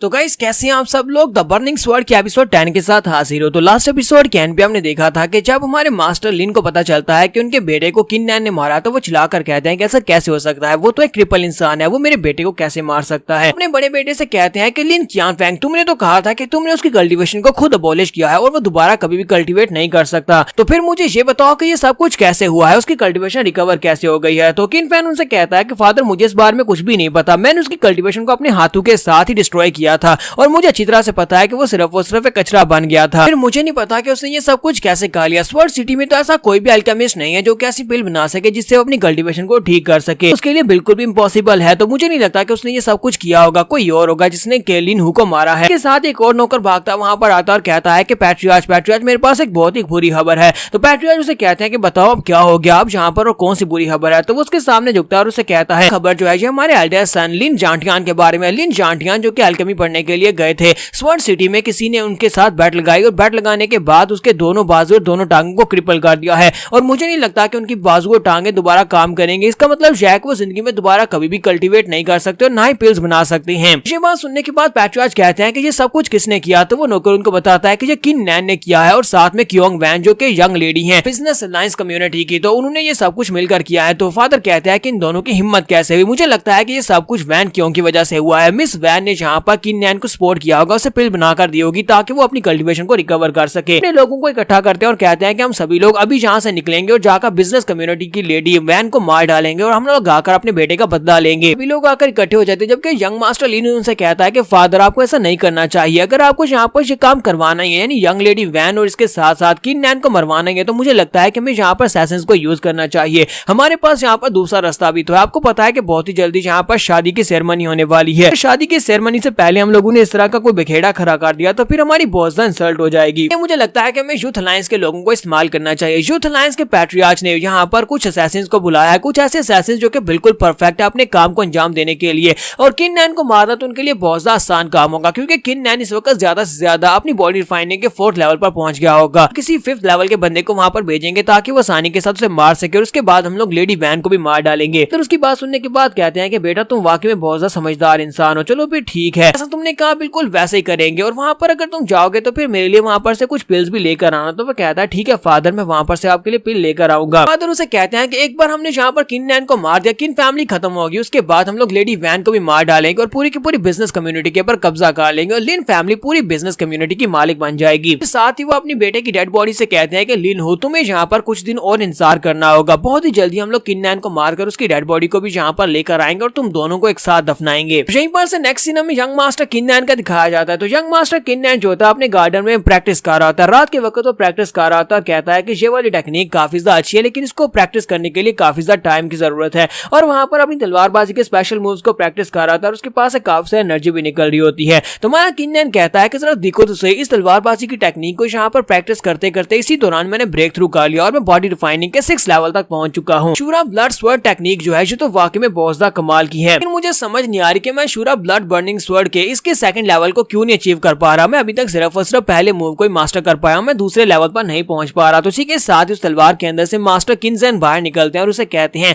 बच्चे तुम्हें क्या लगता है कि तुम इतनी आसानी के साथ इस शूरा ब्लड स्वर्ड टेक्निक को मास्टर कर सकते हो? ये इंसेस्टर्स के वक्त की टेक्निक है, यानी कि ये 10,000 साल पुरानी टेक्निक है और तुम इसे इतनी आसानी के साथ मास्टर तो नहीं कर सकते। तो हमारा किनजैन उसे देखते ही बहुत ज्यादा खुश हो जाता है और कहता है कि एंसेस्टर किनजैन आप तो यहाँ पर अभी तक तलवार के अंदर ही हैं, मुझे लगा था कि आप हमें यहाँ पर छोड़कर चले गए, आप खत्म हो गए हैं, लेकिन आप तो अभी तक यहीं पर हैं। तो किनजैन उसकी बात सुनने के बाद कहते हैं बेवकूफ बच्चे, तो तुम यहाँ पर से मुझे भेजना चाहते हो, मैं इतनी आसानी से यहाँ से गायब नहीं होने वाला। पिछले 10,000 साल से इस तलवार के अंदर किसी का इंतजार कर रहा था कि कोई योग्य इस तलवार को आकर उठाए और मैं एक्टिवेट हो जाऊं, लेकिन अब तुम चाहते हो कि मैं यहाँ से चला जाऊं, मैं नहीं जाऊंगा। फिर साथ ही किनजैन उसे कहते हैं कि मैं यहाँ पर तुम्हें बताता हूँ कि आखिर तुम शूरा ब्लड स्वर्ड टेक्निक के 2nd लेवल को क्यों नहीं अचीव कर पा रहे, क्योंकि 2nd लेवल को अचीव करना तुम्हारे पास की बात नहीं है फिलहाल के लिए। किनजैन कहता है कि मास्टर क्या आप यहाँ पर मुझे गाइडेंस देंगे, प्लीज मुझे बताएं कि आखिर मैंने गलती कहाँ पर किया, मैं क्या गलत कर रहा हूँ जिसकी वजह से मैं इस टेक्निक को कम्प्लीटली रिलीज नहीं कर पा रहा, यानी कि 2nd लेवल को अचीव करना इतना मुश्किल क्यों है। किनजैन उसे कहते हैं कि लड़के उठकर खड़े हो जाओ, मैं तुम्हारी मदद जरूर करूंगा। फिर साथ ही उसे कहते हैं अशूरा ब्लड टेक्निक, क्या तुम्हें इसके नाम से पता नहीं चल रहा? अशूरा ब्लड टेक्निक का मतलब यह है कि ये एक डेविलिश टेक्निक है। डेविलिश टेक्निक्स जो होती हैं उनको ताकत कहाँ से मिलती है? उन्हें ब्लड से ताकत मिलती है,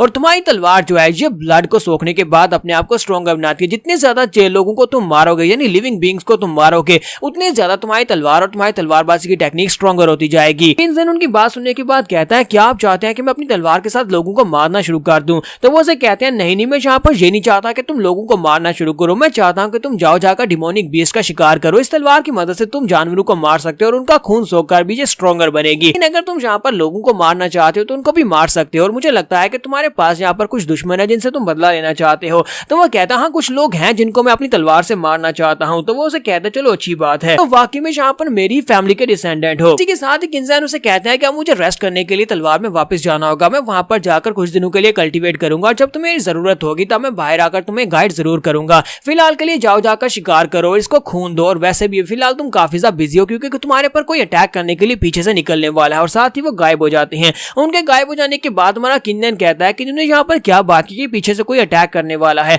और पीछे से वाकई में एक बैंडेड निकलता है, एक असैसिन निकलता है, अपनी तलवार लेकर उसके ऊपर अटैक करता है। जब उसके ऊपर अटैक करता है तो हमारे किनजैन ने यहाँ पर एक लाइट फुट टेक्निक को मास्टर किया होता है, स्पेशल टेक्निक जिसका नाम गॉड स्काई विंड होता है। उस टेक्निक की मदद से वो बड़ी तेजी के साथ सामने से अपने आप को मूव करवा लेता है और उसके अटैक को अवॉइड कर लेता है। असैसिन भी इस बात से काफी ज्यादा हैरान होता है और कहता है कि इसकी फुटवर्क टेक्निक तो बहुत ज्यादा फास्ट निकली, यानी कि ये मेरी तलवार के अटैक से भी ज्यादा फास्ट निकली। तुम्हारा किनजैन उसे कहता है कि तुम कौन हो, यहाँ पर क्या करने के लिए आए हो? तो वो उसे कहता है कि लड़के अब तुम यहाँ पर मरने वाले हो, तुम्हारी कल्टीवेशन बहुत ज्यादा लो है, लेकिन अच्छी बात यह है कि तुम्हारी फुटवर्क टेक्निक काफी ज्यादा अच्छी है जिसकी वजह से तुम इस बार बच गए, लेकिन हर बार तुम नहीं बच पाओगे। आज यहाँ पर तुम्हारी किस्मत में मर जाना लिख दिया जा चुका है क्योंकि मैं तुम्हें खुद मारने के लिए आया हूँ। तुम्हारा किनजैन उसे कहता है कि तुम्हें क्या लगता है कि तुम अपनी इस कमजोर सी तलवारबाजी की टेक्निक की मदद से मुझे पकड़ पाओगे और मुझे मार सकते हो? मुझे लगता है कि तुम्हें अपनी इस तलवारबाजी की टेक्निक को कुछ सालों तक और कल्टीवेट करना चाहिए, कुछ साल और प्रैक्टिस करने के बाद आना और आकर मुझे बताना कि क्या तुम मुझे मार सकते हो या नहीं। असैसिन उसकी बात सुनने के बाद काफी ज्यादा गुस्सा हो जाता है और कहता है कि लड़के तुम्हारी जुबान काफी ज्यादा तेज चलती है, चलो देखते हैं कि तुम इस अटैक को अवॉइड अवॉइड कर पाते हो या नहीं, और वो बड़ी तेजी के साथ तलवार लेकर स्ट्राइक लगाने के लिए आगे बढ़ता है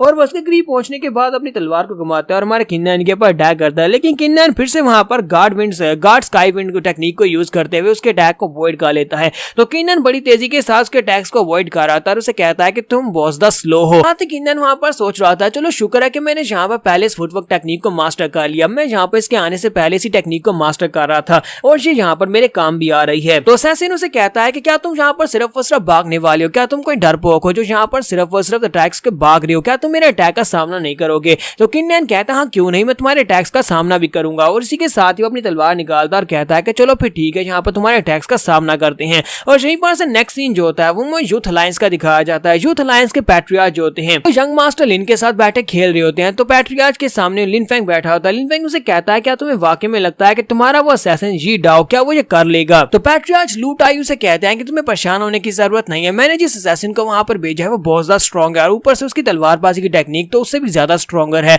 और जब भी वो काम पर भेजा जाता है तो वो अपने टारगेट को मार कर ही आता है और इस बार भी वो उसका सर काट कर वापस लेकर जरूर आएगा। और यहाँ पर हम लोग अपनी एपिसोड 10 का एंड करेंगे। एपिसोड की एक्सप्लेनेशन अच्छी लगी हो तो कमेंट करके जरूर बताइएगा। चैनल को सब्सक्राइब कर दे, वीडियो को लाइक और शेयर कर दें। शुक्रिया।